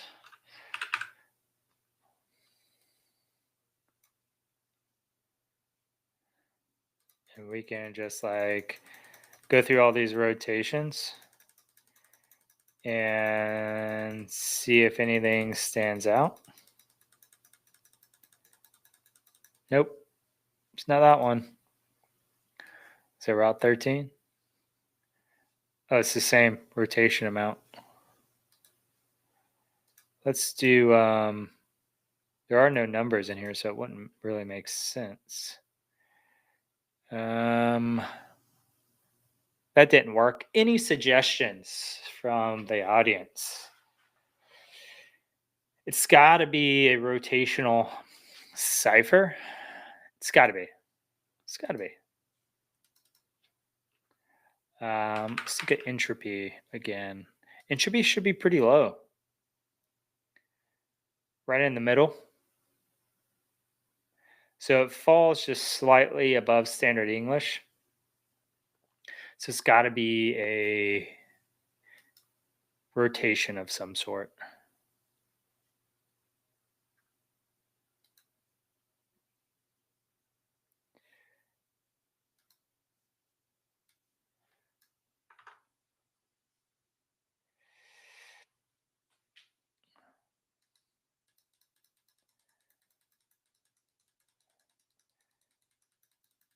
So, yeah, I mean, what we're looking for is for it to be normal. Look normal. It's just not working.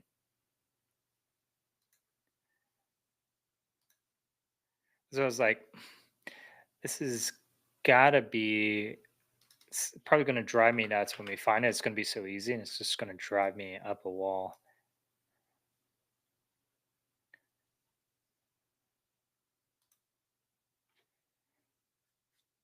But the problem is, I mean, this doesn't work half the time anyway, so this isn't definitive. I just don't understand. It's just so bizarre. It's in the comments. So I'm not really sure what it means. It's like it's saying this is bytes. I don't think it's base 64 because we would see a repeated character in here somewhere potentially. This could, well, this might not just be replaced. This could be, well, it wouldn't be rotational. It would be a replacement like Caesar. Caesar would be a brute force or would be a replacement. So it could be a replacement cipher. So I don't think it's rotational actually. I don't know why I thought that.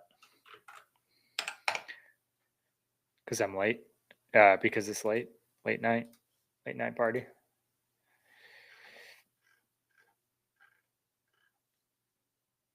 Yeah. I'm just looking for something that'll brute force with us or for us.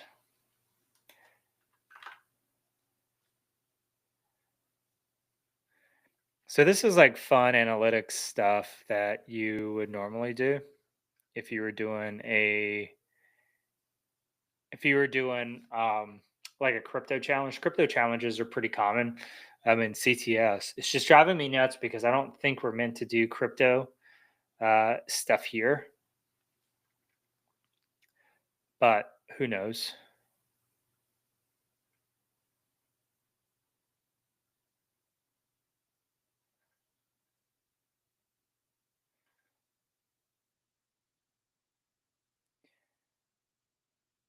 Just trying to remove like non-hex characters. This thing does quite a bit of stuff here. It's kind of interesting. But what we should be seeing, if it's working, we should see plain English is my guess because there's spaces in it like English words. Um, we're just not seeing it.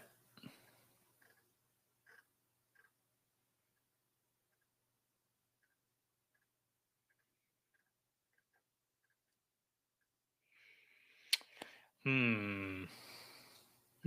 Hey, welcome. If you're just joining us, welcome. Welcome to the show. Welcome to the Let's Watch Mike Beat His Head Against the Wall show. um, no, I mean this is classic CTF stuff, right? Like this wouldn't be fun if you could solve it in 5 seconds. It wouldn't be fun at all. Like the biggest like high, I guess you could say, the biggest high you would get is solving a really hard problem. It's amazing. It feels so good. Or popping your first box. I don't think you can get better than that. Here's the rotational ciphers we were trying to do.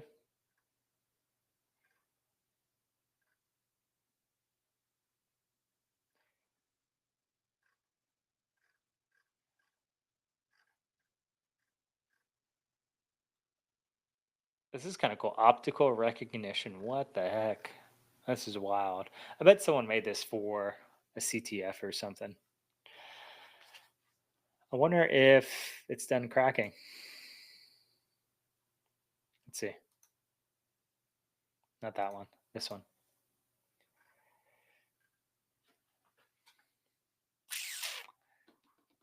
All right. I don't think we're supposed to crack the password, although we still might crack it. I don't think we're supposed to. I think we're supposed to get something else because typically this isn't how it's done, where it takes more than a few minutes to crack. So I don't, even though we got the correct output, um, I don't think this is the intended method.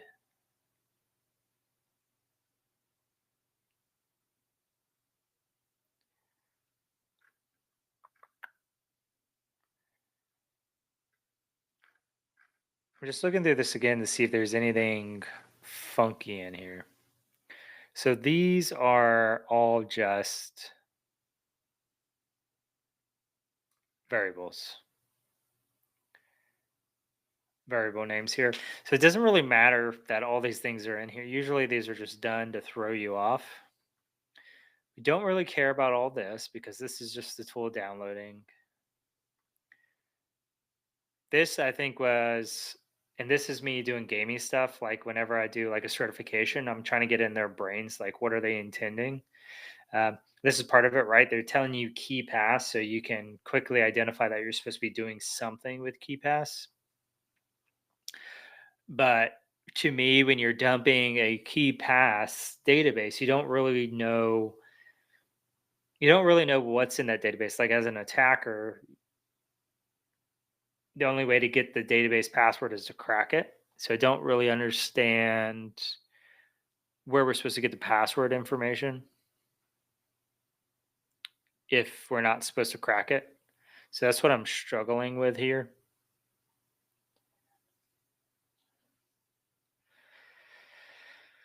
Hmm.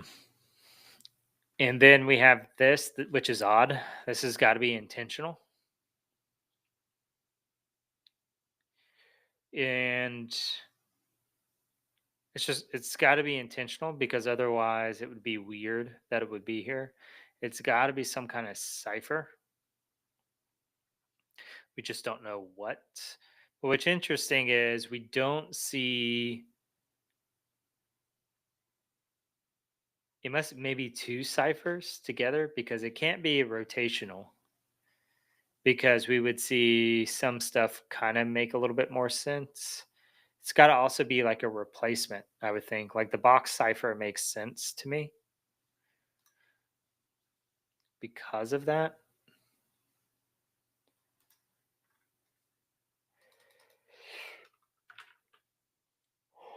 Oh, now I'm yawning. Sheesh.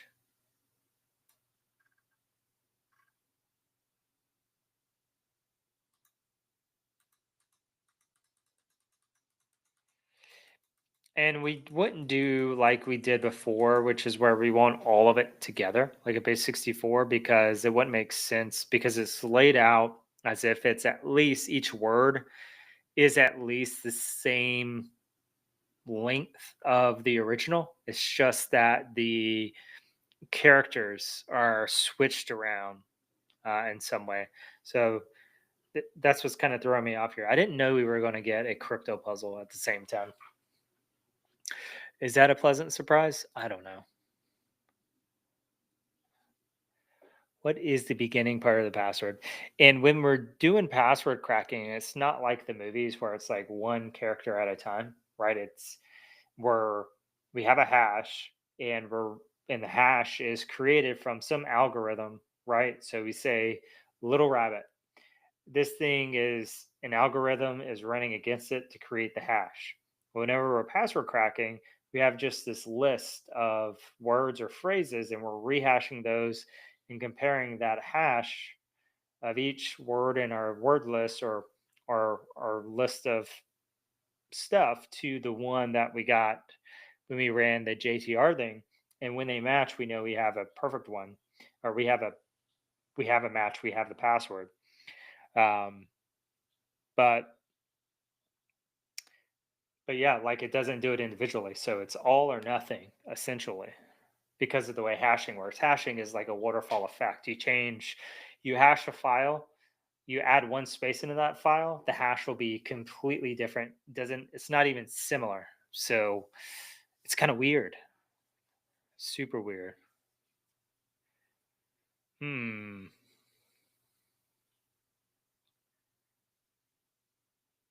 So I wonder if maybe the answer is in the Wireshark traffic itself. So we're at packet 5338. So wonder if we look around. Nope. What's right here? This is it. It switches. So as soon as it downloads the proc dump, it almost immediately uploads the database. So there's not. I was thinking there might be a password in there, but there isn't. And we can see from the change of ports what we're looking at here. Hmm. Interesting. So this is two. This is going out, and there's a acknowledgement and FINAC. So that there goes that theory. What do we think? Any suggestions out there? I think eventually we may crack it. We may not crack it. I don't know. If it's not intended to, who knows? We can try going to go back to the top and looking at the traffic.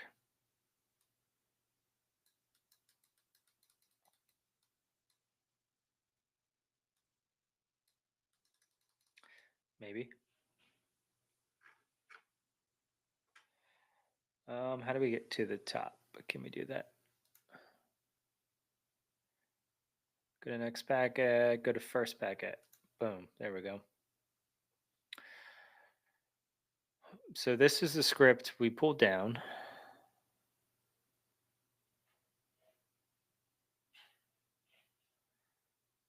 This is it pulling down. I don't know what this is. This is interesting here. So it starts out doing 139 stuff.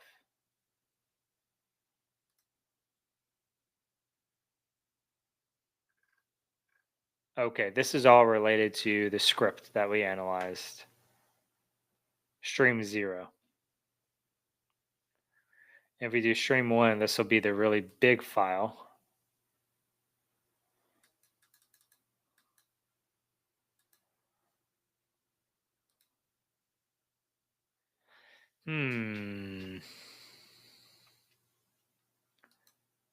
What is the name of this room?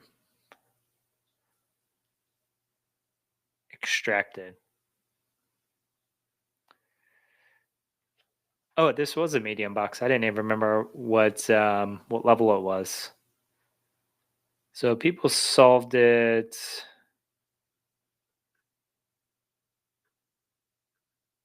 pretty quick, I think. How do we read these?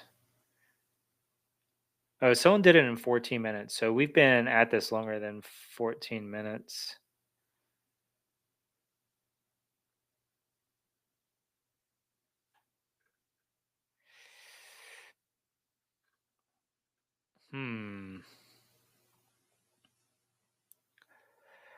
Find the missing character in the password. What's the initial part of the password?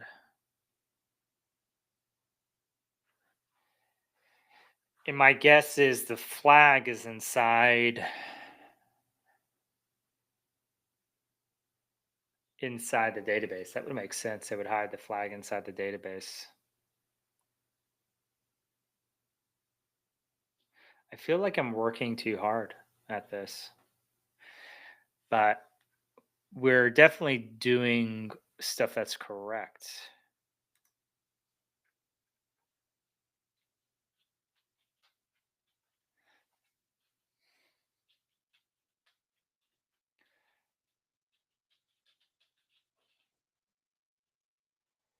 How would you get a partial password is the question here. What's the initial part of the password? Now I'm like dissecting the whole challenge.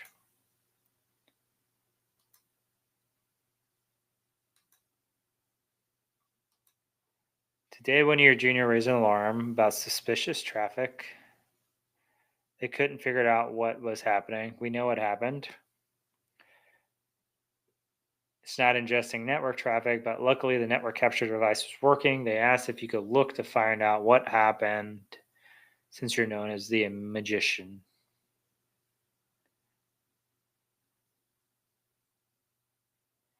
The zip file is safe to download. And then that's all it gives you.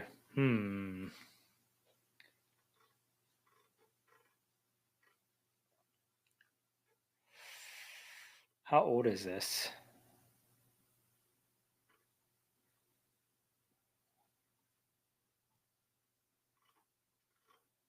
When was this released? How do we look? October 6th. Okay, this had to be like last year then. October 16th was or tomorrow.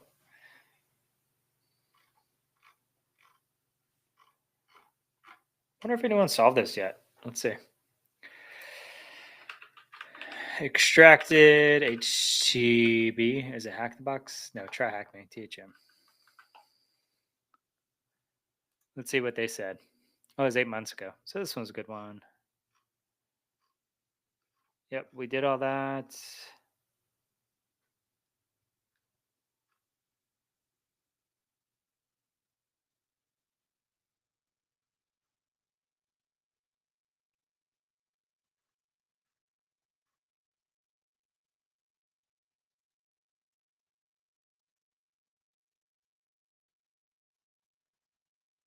Oh, interesting.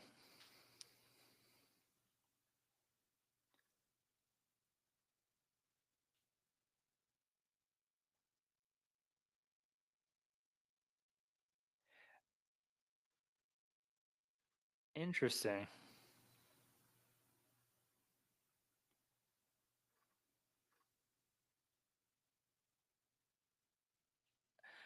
Interesting. So we should have gotten 2 files out of this. So we did it partially correctly.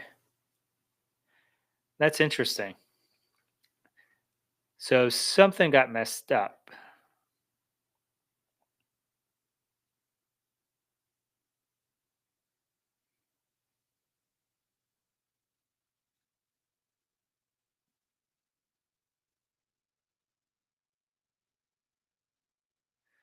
So we just need to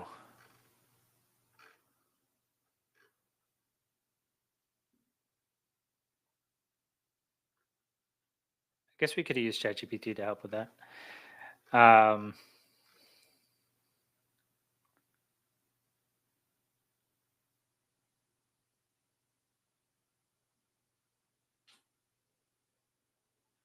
Need to extract all the data sent to ports. That's true. It did take a long time in the UI. So maybe that was the problem.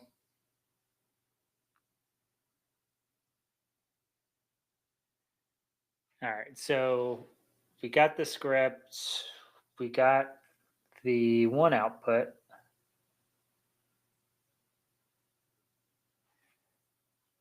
What was the second file?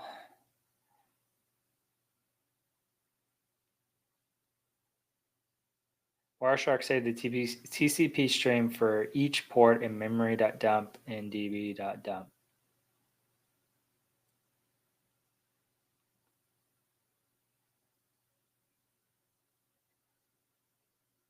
Huh. So, okay. Let's see.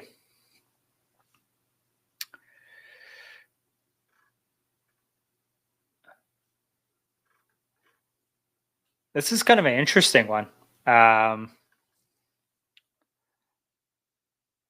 It's weird. So we got the one correct. Trying to figure out what to do next. It must be the one on the 138.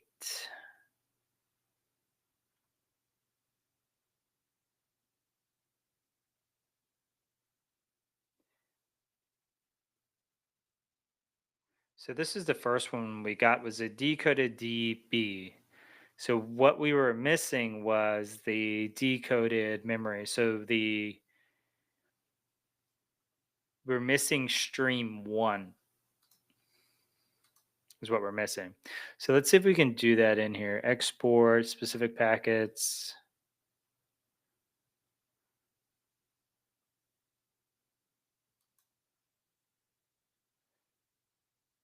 I want to export a specific stream.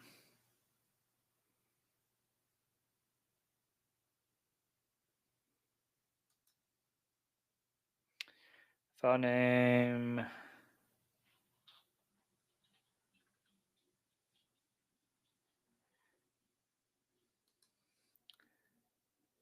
Let's see if we can figure out how to do that with the internet export. And that makes sense too, right? So typically memory, the size of memory on a Windows system can be pretty massive. I think it's like each process is allocated, and it's like, so don't quote me on this, like 8 gigs or something, which is massive. In this case, it's I think it's 530 something megabytes for this specific process. It's a lot of stuff. That's why it's taking so long to count up, because we have to wait for it to finish counting and collecting before we can export.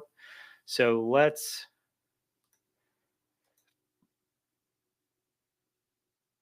see.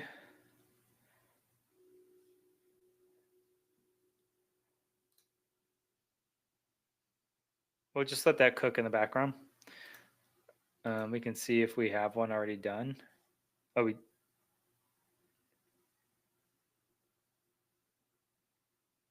we might have one done. All right, save Wireshark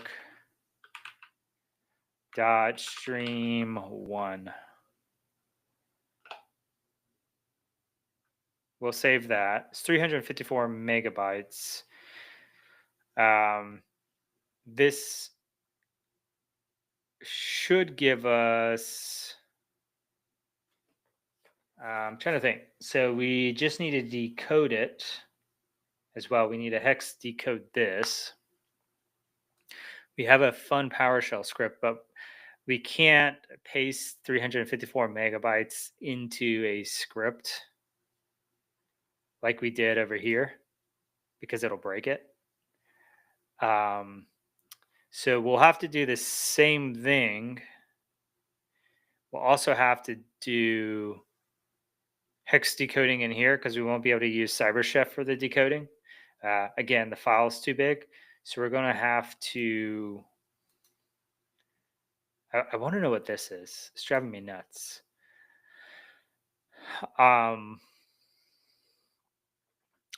We're going to have to probably mimic some of this stuff a little bit closer. So probably this part here.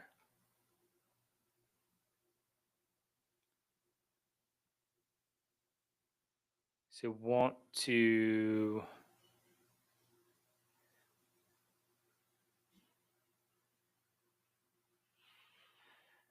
so we can read the file here and then output it again. So let's do that. So we want to read this. So we're just basically reversing. Well, hang on. Let's create a separate PowerShell. So we'll copy this. We'll do this. We'll get rid of this because we don't need that there.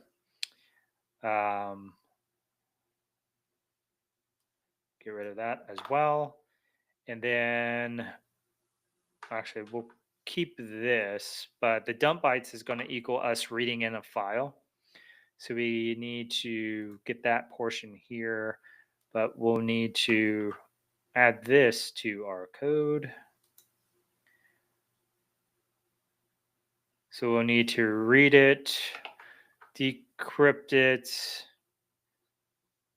We need to reverse that actually. So we need to read it, base64 decode, then read one line at a time to XOR it or reverse the XORing. So we need this. And so we need to define this ahead of time.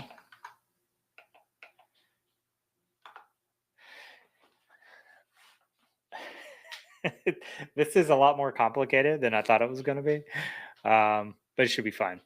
It'll be fine. We just need to read a file. Luckily, it's doing most of the work for us. This is going to be input, file path,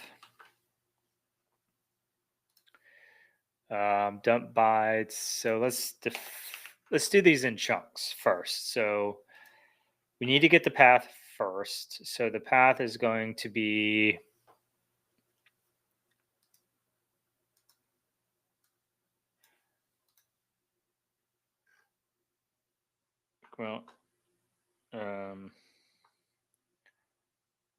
was it control shift?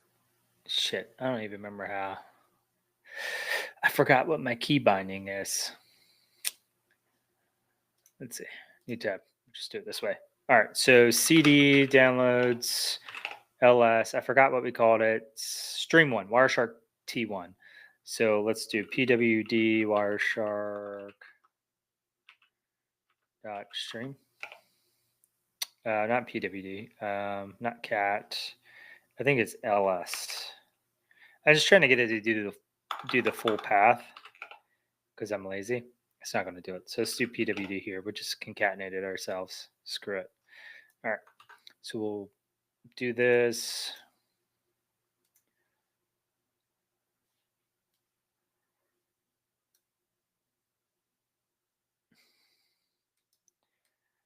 We could actually use it. We don't have to do this. I'm just being lazy right now. This part here. So we'll do this. So they're using variables. We don't need to use variables. We don't actually need to build it like this, but we will. All right, so we just constructed the path. Now we need to read the file, and the file is going to go in a dump byte. So now we need a portion to read the file.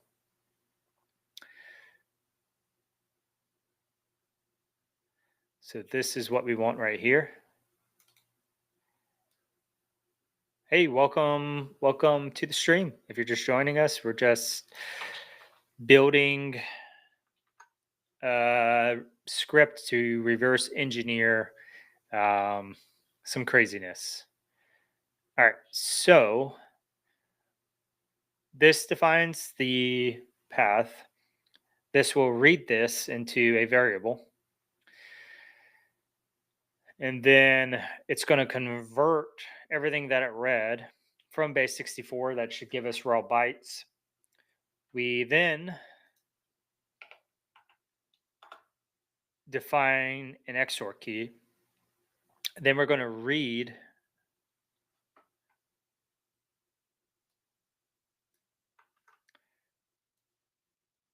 the decoded, it says encoded because I need to change it, but whatever, it's fine. It's going to read the decoded base 64 XOR that, and then we're going to write it out as stream Wireshark.stream1 decoded. And this is going to be, so it's read all bytes. We got to be able to do something with those bytes. That's the only concern there.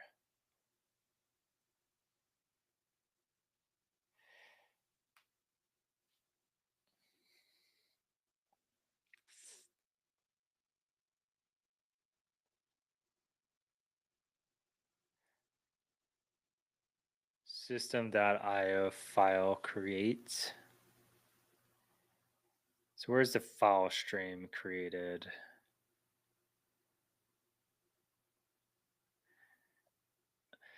I don't know what input we need, but if we just do it in raw bytes, it's going to be not usable. So we just have to really contemplate the type of output we're going to have. We want to read all bytes. We could ask ChatGPT to just reverse this.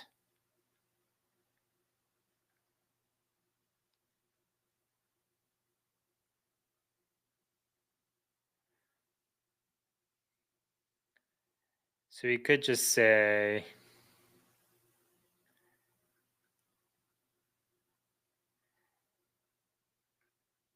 I'm looking at trying to figure out how I want to do this.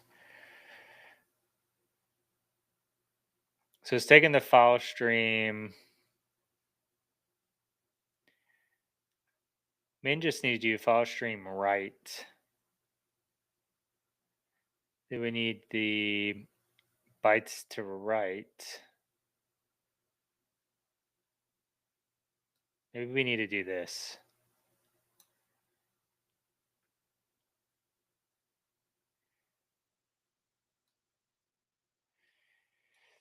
Let's see if this works. I can't remember exactly how you're supposed to do this. I don't think set content's going to work. Um, there's like this whole thing with encoding that you have to be cognizant of whenever you do stuff. So, all right, this is the dump bytes. We need to open up a file stream. It's going to create, we need to use file path here. So it's going to create this file on disk. Then we're going to write to that file.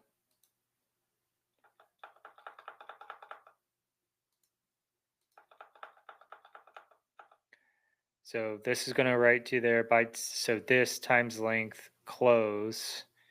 And then we shouldn't need this. Let's see what happens. I don't know if this is going to work. There may be some issues with decoding, but let's give it a go.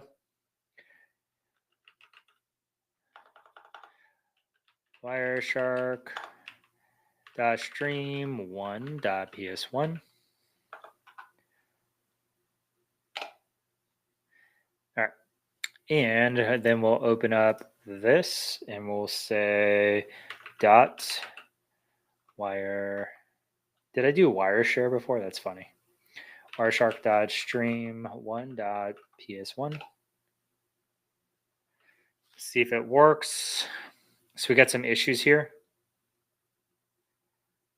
Exception calling read all bytes.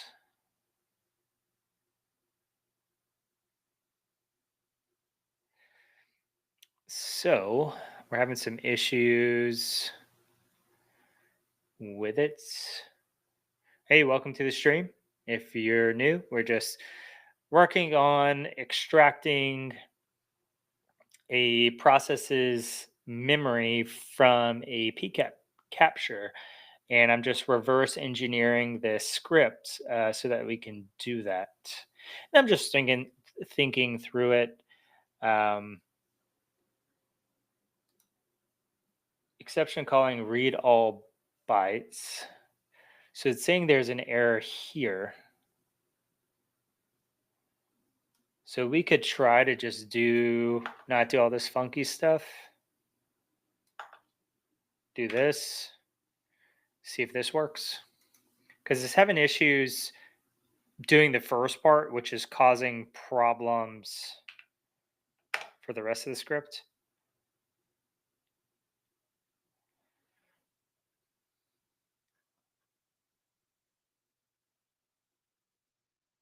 Home Kali downloads Wireshark Stream 1. Okay, so this is the file.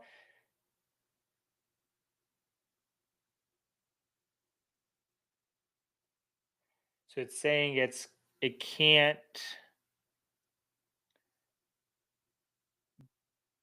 base 64 decode this. So let's just double check to make sure we have the correct process in mind. So we are getting,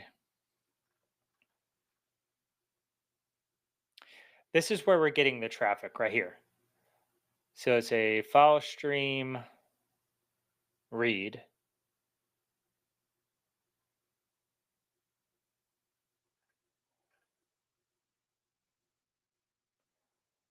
So we could do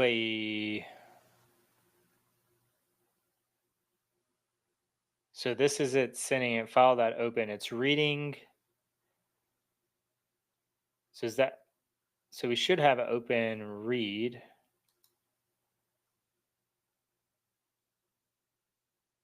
We're saying read all bytes. That should be correct. And it's saying it might not be base 64 though.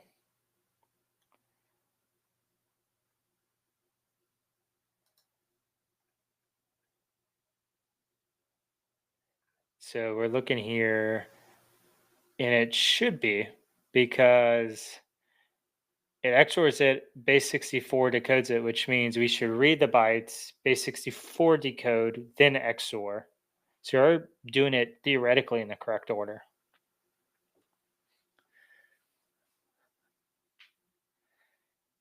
One thing we could do is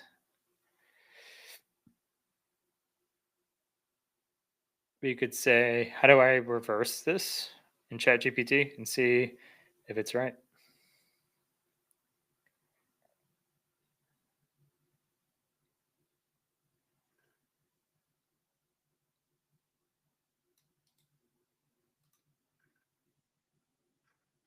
I can say I have the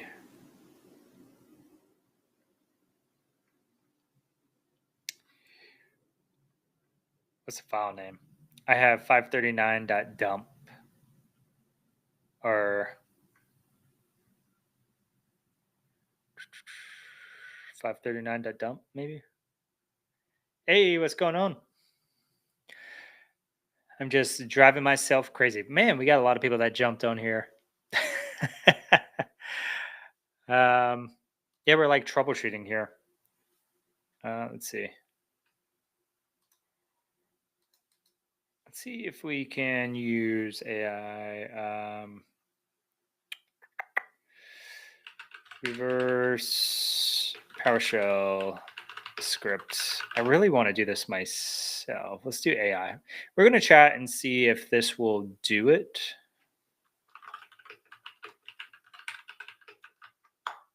Can you, let's see, create a script that reverses this process? I have the end result of the network of the file sent across the network.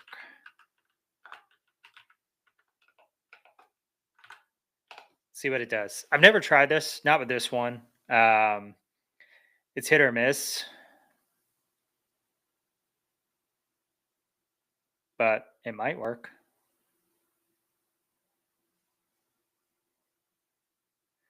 Let's see. So it says it creates a path.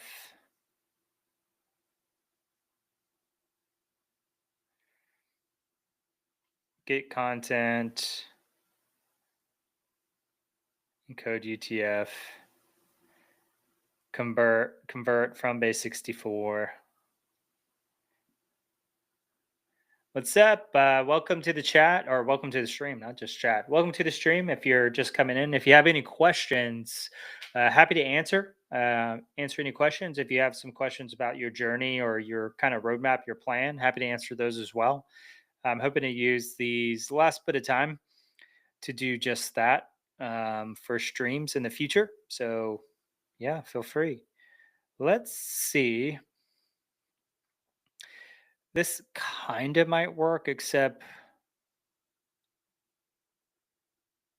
I'll put file path. We don't need this part. Get content, output file path. This is what we need. Let's give it a go. Let's see what happens. And we can fix some issues along the way. So, for instance, I already see one I want to fix. One, we need to adjust the path to be this. Don't care about that. Although I really want to know what it is.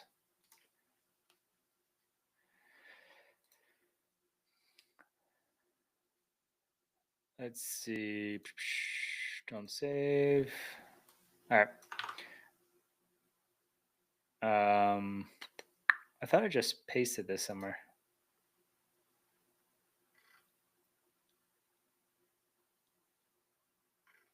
Oh, here it is. It was. Let's see. We want output file to be this.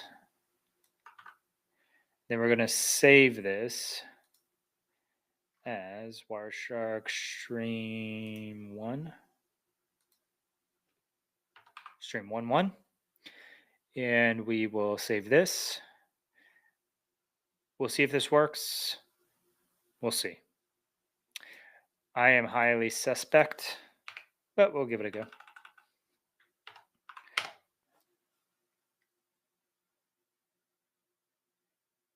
Ain't no way.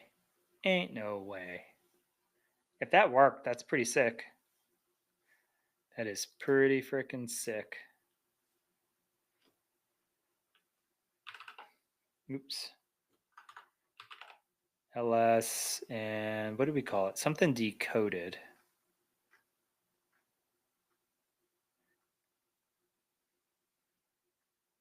I don't know why I just don't look. What is it called? Kali desktop elite reversed.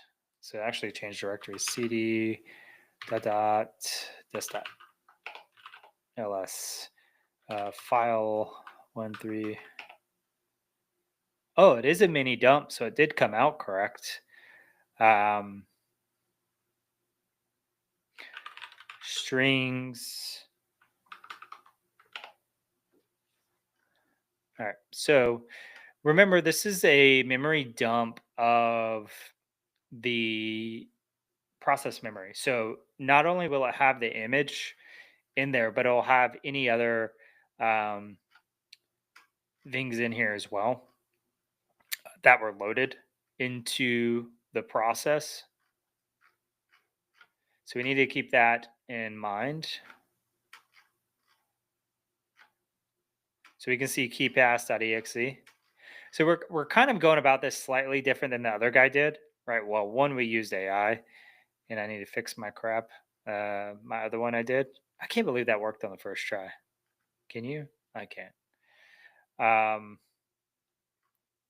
What we're looking for is a password. So this is all part of the program that was running.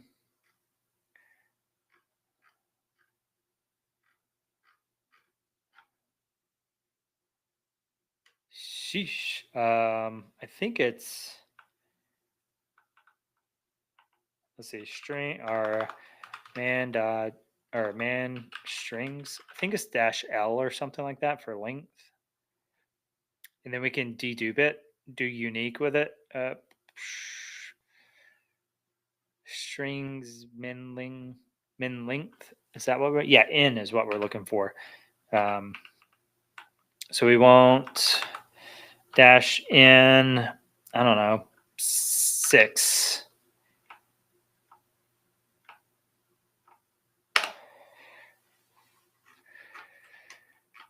We can go past all the stuff we've already seen. So we didn't get up quite that high. This is about where we were last time, probably. And I don't know what all this is. It's probably some stuff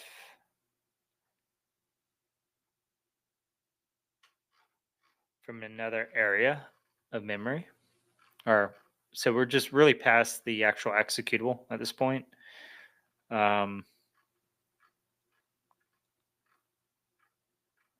Look at all this. This is what the heck? Some matrix stuff here. This looks like some ASCII art, is what it looks like. The troll. I mean, you could kind of put whatever you want in memory. Like if you're designing this, you could have just wrote whatever you wanted into this memory and dumped it. And that'd be like a fun little thing. So other than what we're doing here, we could do like a grep for the password because right now we're probably looking at function calls and stuff like that. Again, we're just like straight up in memory. And what we're looking for is a in memory where someone typed in something and it was stored. Stored roughly, like it's sitting there in memory because it was utilized. And this is actually one of the problems with the old password managers is that stuff stored in memory. So if I have access to your account, right, you click the phishing email, I then have the ability to run stuff as you under the context of your user account. So if you're in your password manager and I don't have your password manager information, anytime you grab a password out of there and like say even just like copy it to your clipboard, I should be able to access that. I should be able to access if they didn't scrub the password to your actual password manager. I should be able to get that from memory as well. Hopefully, I'm not making you car sick or motion sickness here. Let's see what this other guy did to get it out. So we have the database.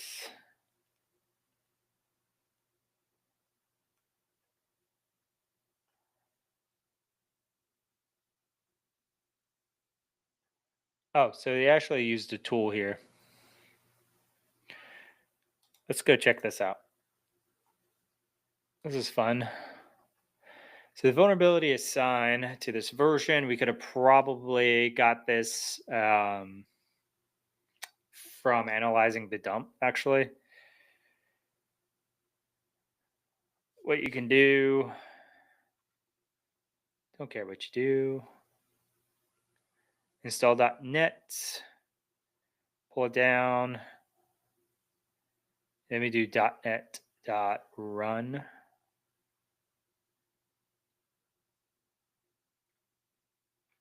Okay, interesting. We might have .NET. Let's try this first.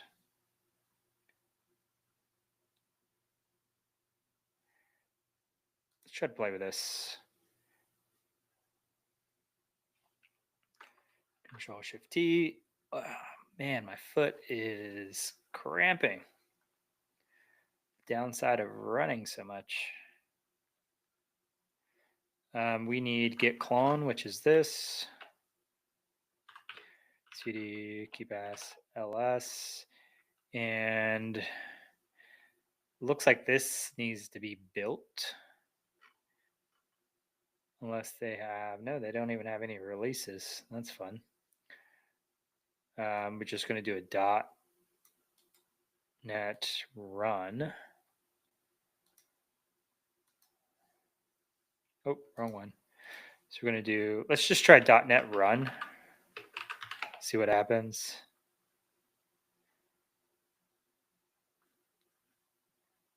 Oh, we did it wrong. Saw one word.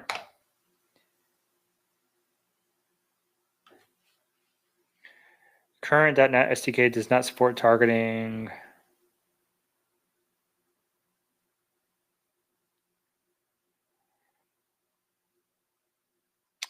Welcome to .NET 6.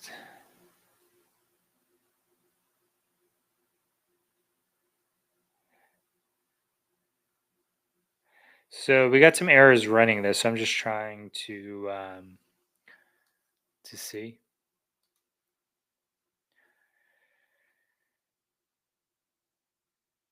The question is, which version was this other one installed with? Because the versions might not match, and if they don't, we could run into issues that way as well.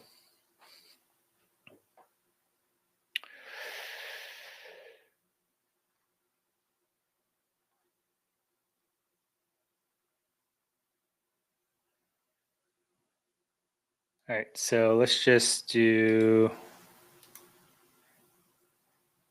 this one.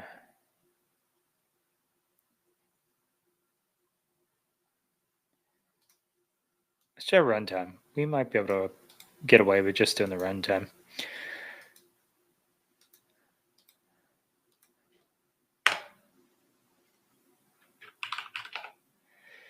Welcome, welcome, welcome. If you're just showing up.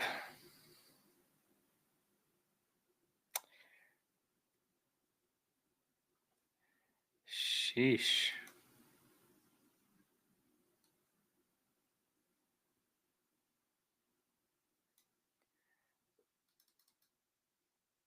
All right, let's just run this.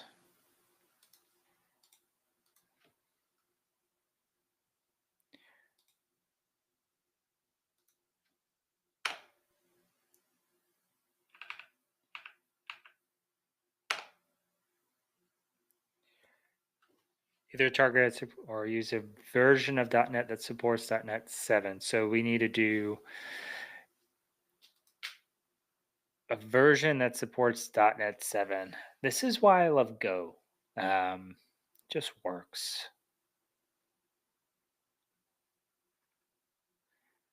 How do I downgrade?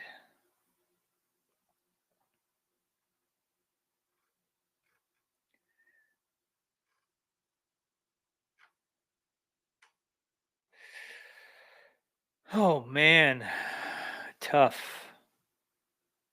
So it doesn't even support 6 anymore. Tough. That is tough.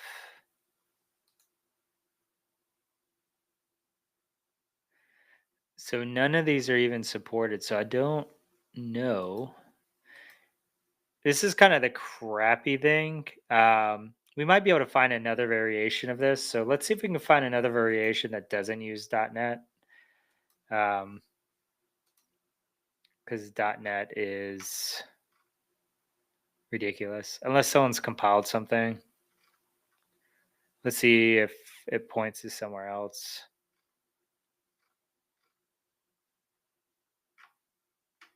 Let's see.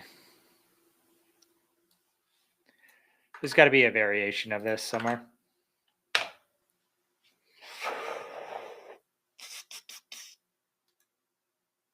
So whose is this? Vidoni.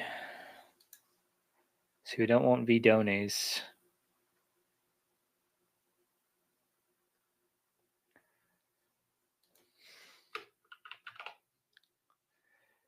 Even though his is like the one that's popping up.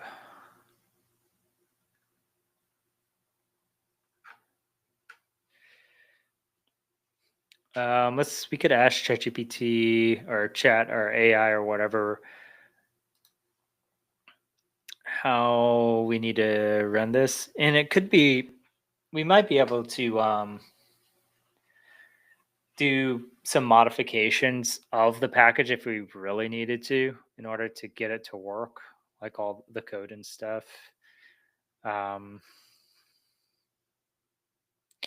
Because chances are there's not much in here. So it's saying it's .NET 7. So we say, does .NET,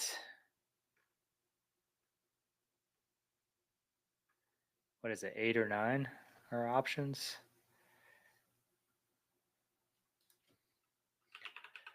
Does .NET 8 or 9 still run 7?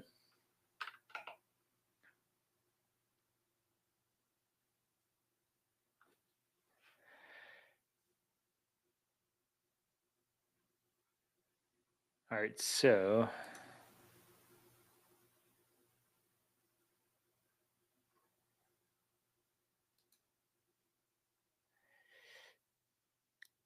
it could just be upgrading the app.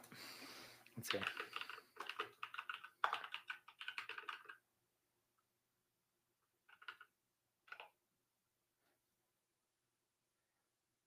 Let's see. You can use to perform steps manually.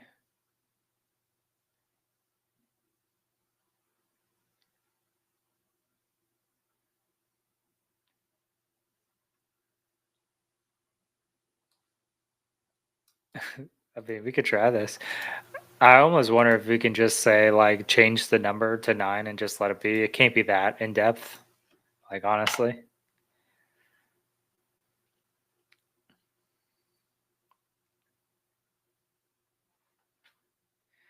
I'm about to YOLO this.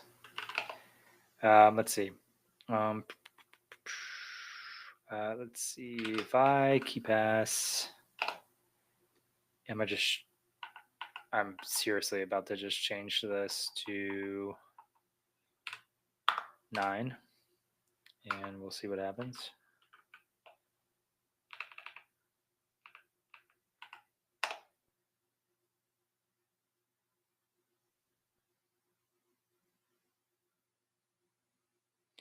What does it say? The framework reference.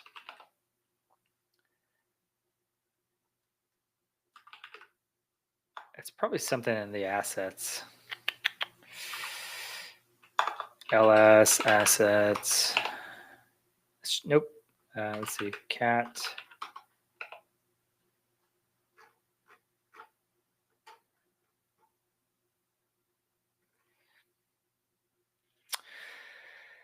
We could install Visual Studio and just copy this code over and run it. I don't know why.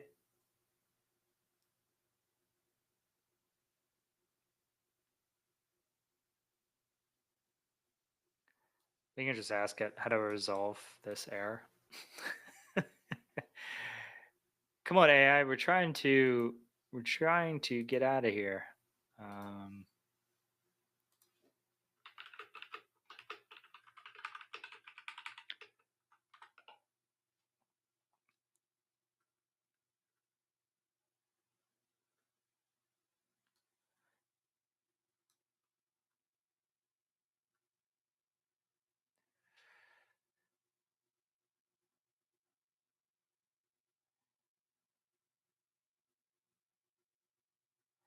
This is kind of interesting.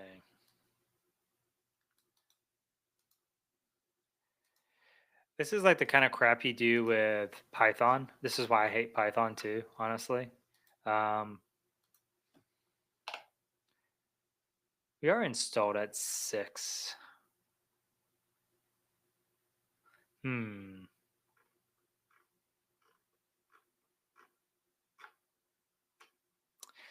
Maybe this one's.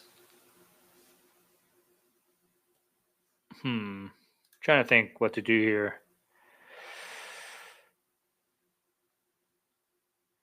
What happened when we did this before?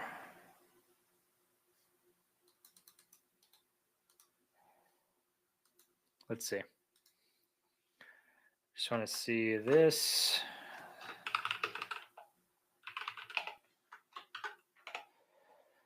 It's downloaded, and then we need to install the package.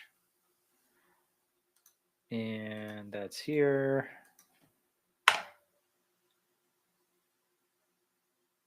Package is installed. And it could just be that it's in just the context of the session is throwing it off, which is an easy problem to solve, right? We can just source it. No, it's still saying it.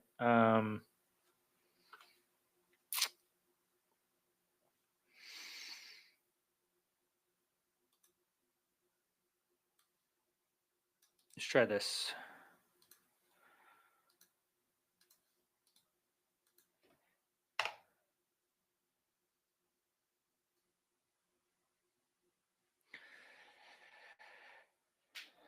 We just have to get this SDK. If this doesn't work, what we'll do is install Visual Studio, and then we'll copy and paste the code out into a new program, and then we'll recompile it and execute it. And hopefully that solves the problem. Hopefully.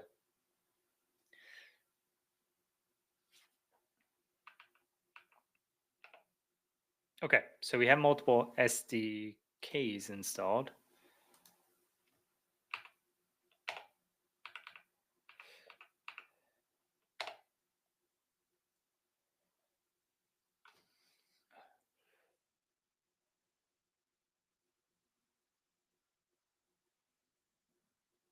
Okay, so this one's kind of an easy fix.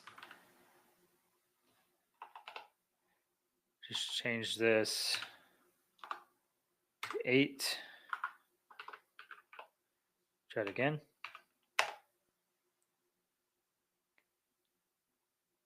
Okay, problem fixed. We don't have to do all that craziness. So now we need to point it to the file. So it is going to be desktop this. So let's give that a whirl. And we'll do cd, or not cd, dot slash. So we want to move back, and then we want it to do this. and that did not work. Let's see.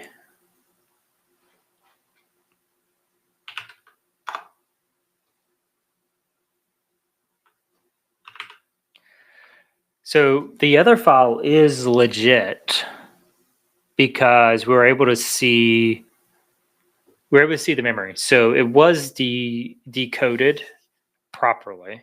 So there's an issue with our tool. And I'm talking out loud because this is kind of what we have to do. Most of our stuff just doesn't work the way we expect it to work. And we always have to troubleshoot, which is one of the best skills to have in general. Because stuff just doesn't work the way it's supposed to the first go. So we're slowly walking through. And as you can see, like we've did a lot of troubleshooting and we've slowly walked through multiple problems to get to what seems like maybe one last big problem. I don't know. But we'll see. And we will also overcome this one. .NET run path to dump.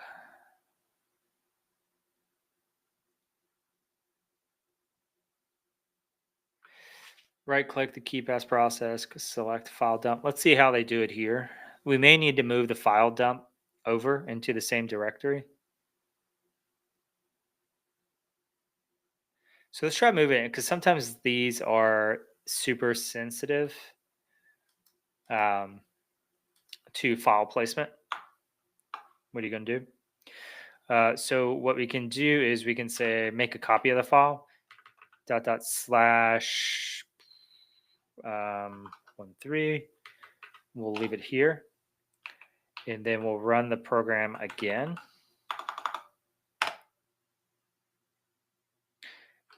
And it's still having the same issue. I wonder if we grepped for the actual password, if we'd see it in there.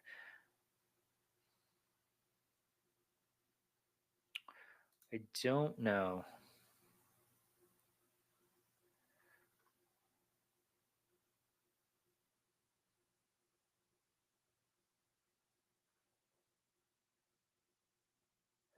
No, it's saying that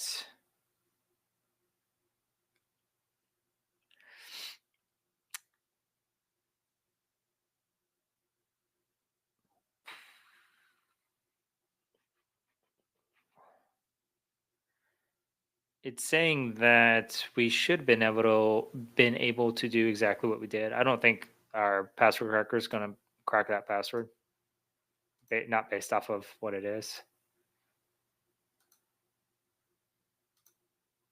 Wherever it's at, here it is.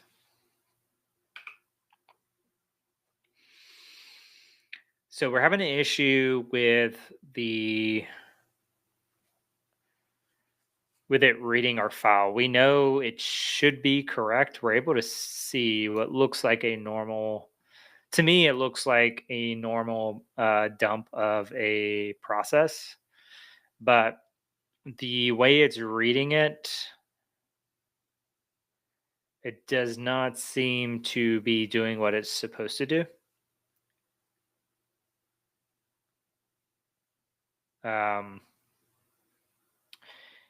And maybe I'm pointing it to the wrong file. No, this is correct. Something reversed.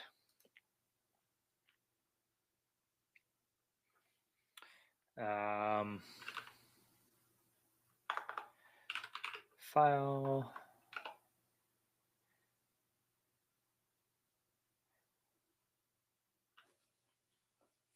Maybe we have to do some other massaging of this in order to get what we need.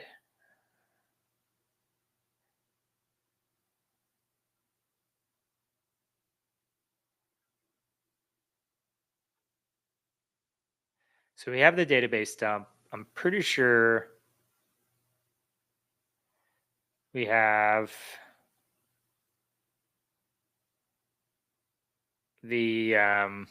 pretty sure we have the process dump as well.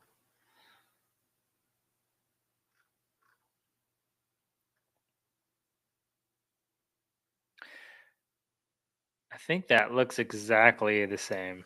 Let's see. 461826, 18 streams. So I think we're just having an issue with the password dumping tool itself, which is unfortunate.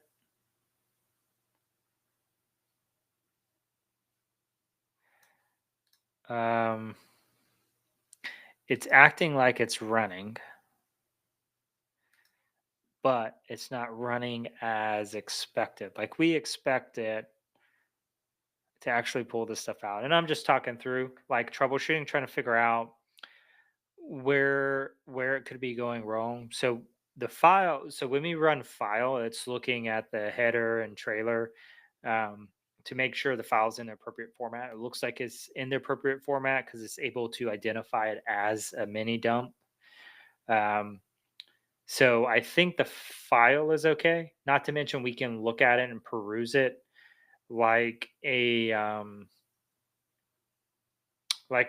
real process dump. Uh, it looks normal. However, we're just not seeing what we expect to see. Hey, thanks for joining. If you're just joining, we're troubleshooting our script.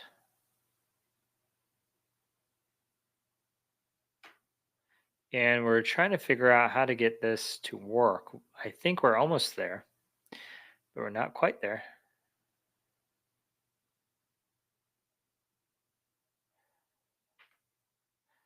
I'd be curious if this would work better on a Windows system, but it shouldn't matter. We have everything installed we need to.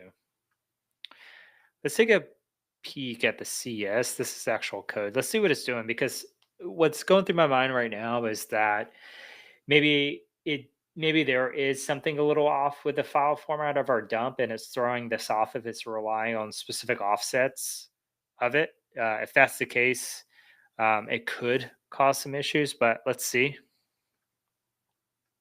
Let's see how it's actually walking the file because that's going to make the difference here.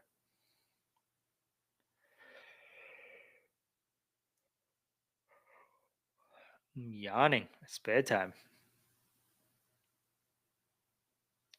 Get strings. It's valid. What's the regex? Is valid. Regex is match string char. Characters. I'm just looking through here, trying to analyze the code, see if there's anything important.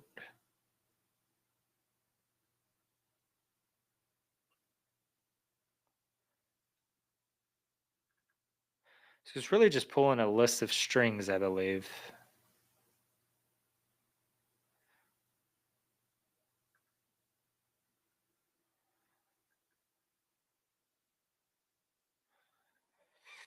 Like it doesn't look to be like it's using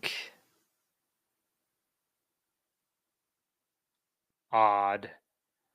It doesn't look like it's using offsets, which is what would break it. It's just walking through it. So I don't really know why it's failing.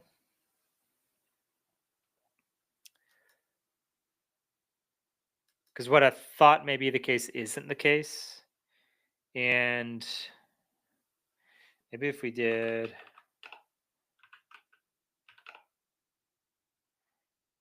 could be privileges. I doubt it, but it's an easy check if that's the case.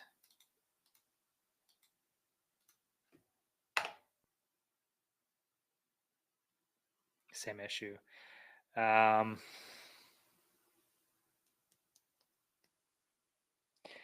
And again, there could be other problems in here with the versioning because remember we upgraded it to 8 without properly upgrading it. We just kind of hack-keyed it, and that could be causing issues as well. It's one of those YOLO. If it works, it works. It saves us a lot of time. If not, we'll deal with the repercussions, which we are now. Excuse me. But I mean, even so, if it,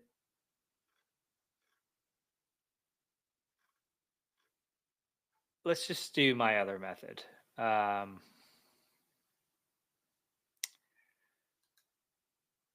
well, we can try, let's try converting. Can we convert? We could download it again, convert it, do a proper conversion,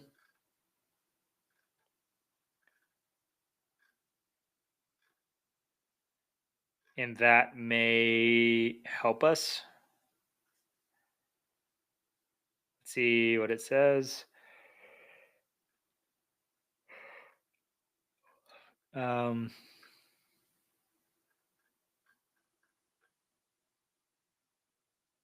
so this is what was not working.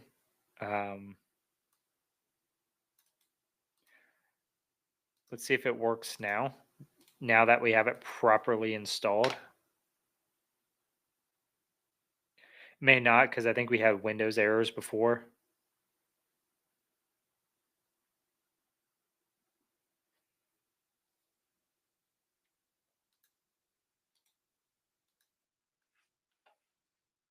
Let's see if it'll work here.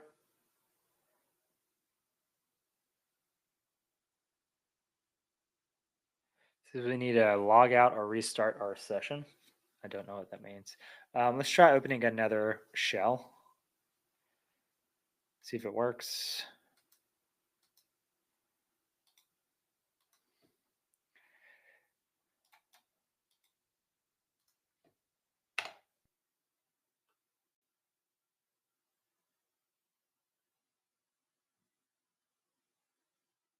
All right, so all right, so we're good. We now have upgraded. So we probably need to download a clean version of this. Because I think I jacked it up. That's fine. So what we'll do is just go into here, do this. This is just Kali. They're the tried and true Kali. Oh, a couple more people in here. Thanks for joining. We're just jacking stuff up. Oh, jeez. I'm half asleep and it's not working. My brain's not working. That's the it. So CD, key pass.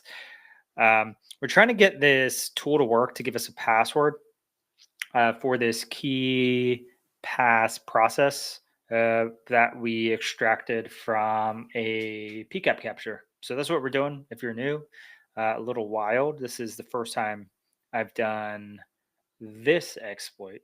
So it's kind of interesting.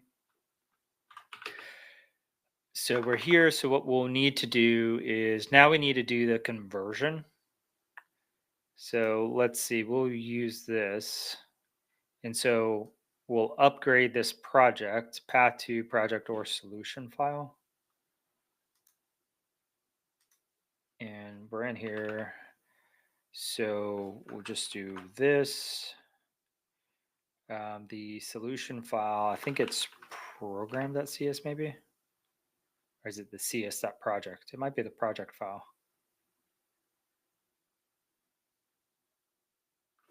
Let's see.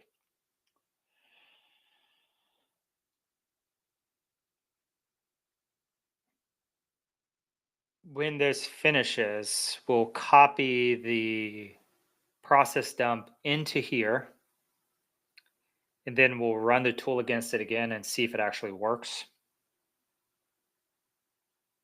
Looks like it's doing something. I didn't realize there's this much stuff for it to update. It's a small file, so whatever. Yeah, so we had an issue earlier where this tool was written on an older version of .NET, and it won't run on this instance of Kali. So we're having to do some work trying to convert this tool without installing without installing VS Visual Studios. So that's what we're working on. Hopefully this works, and then we can just run it against the dump, get the passwords, run our password cracker again, and then be in a really good spot.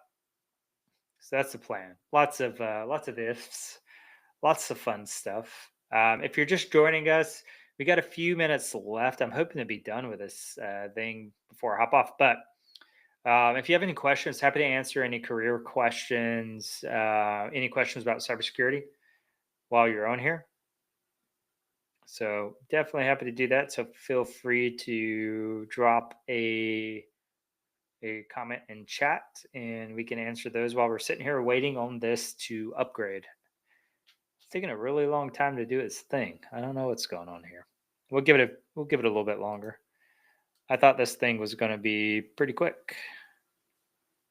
Let's make sure I don't have my password cracker still running. I do not, so we should be fine. Welcome if you're just joining. I just saw another number pop up.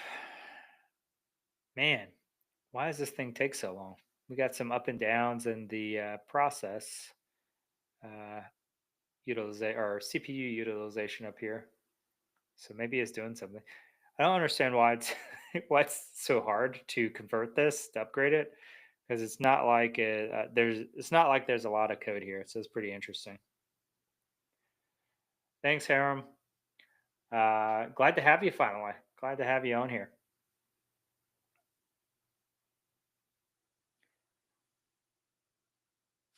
I might terminate this, give it a go again.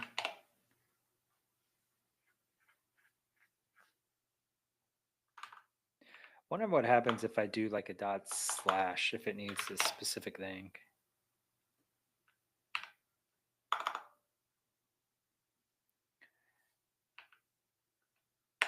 Fine, we'll let it go again. Oh, so frustrating. I thought we were so close. I got to hang out with the girlfriend and do stuff for me. I did a I got off work, had a stream for an hour. I wish I didn't have the stream after the sorry, not a stream, a podcast, because we had such a really good conversation. But he had to go anyway, so whatever. But it was a really good podcast session, so that'll be coming out soon, later this week or next. And then this, haven't even had dinner yet, so you're welcome. I'm starving myself for you. for the art, as they say. Starving myself for the art. I wish this would just, just be snappy, just finish, and then we could move on. It says follow the tool will guide you to select the project and target framework for the upgrade. I don't think so. It's not doing anything. It's not doing anything, bro. Nothing at all. Let's try the CS.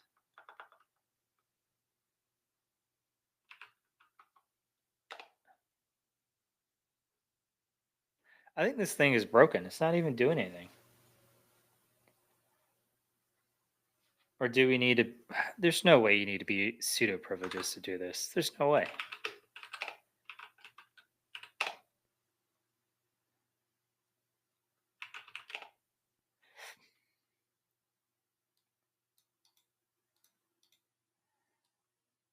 I'll give it a go.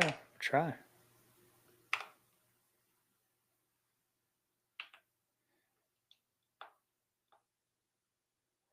Upgrade assistant. Upgrade.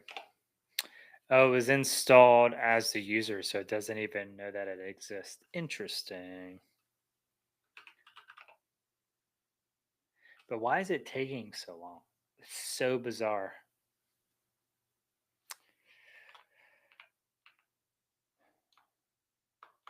Is there a .help? There's a .help. Let's make this bigger. Upgrade project path.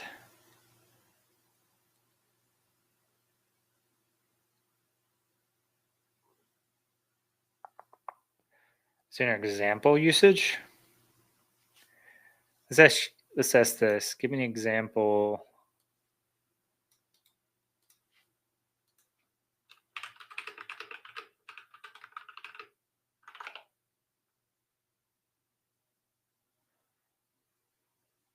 So it is the .cs.prg.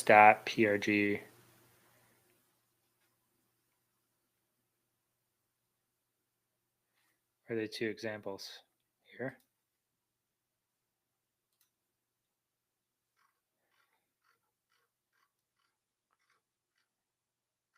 Troubleshooting. Half our life in cybersecurity. Show me. I just want to see the command. Give me an example.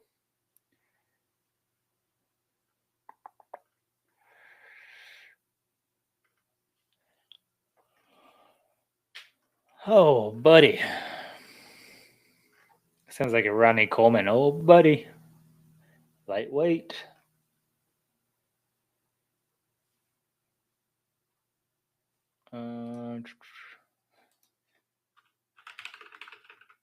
Give me an example here.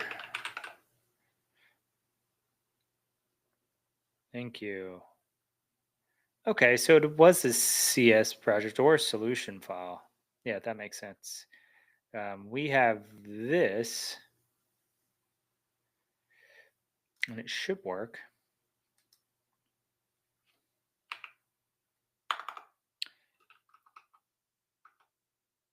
So that's that file. The problem is it's not prompting us or doing anything after we do this. So that's kind of interesting. Since we're at time, we'll try one more thing. We'll try modifying this again. We'll upgrade it to, actually, we won't upgrade it. Let's see if we can do the dot run real quick. Let's see. And we need to do, we need to copy that file. So we're this. It's on desktop. There, we need to move it here, and then we're going to do .NET run. Then we'll do this. See if this works.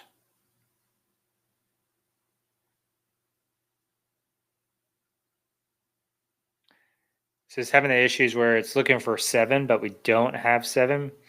So we'll do this again. That's what I thought. I was just seeing if it would run it, and we'll just force it to manually upgrade. See if it works. But the problem was last time we did this is the stuff we got because we didn't properly upgrade, maybe. I don't know. But anyways, that's it for the stream tonight. I appreciate everyone for hopping on who has hopped on.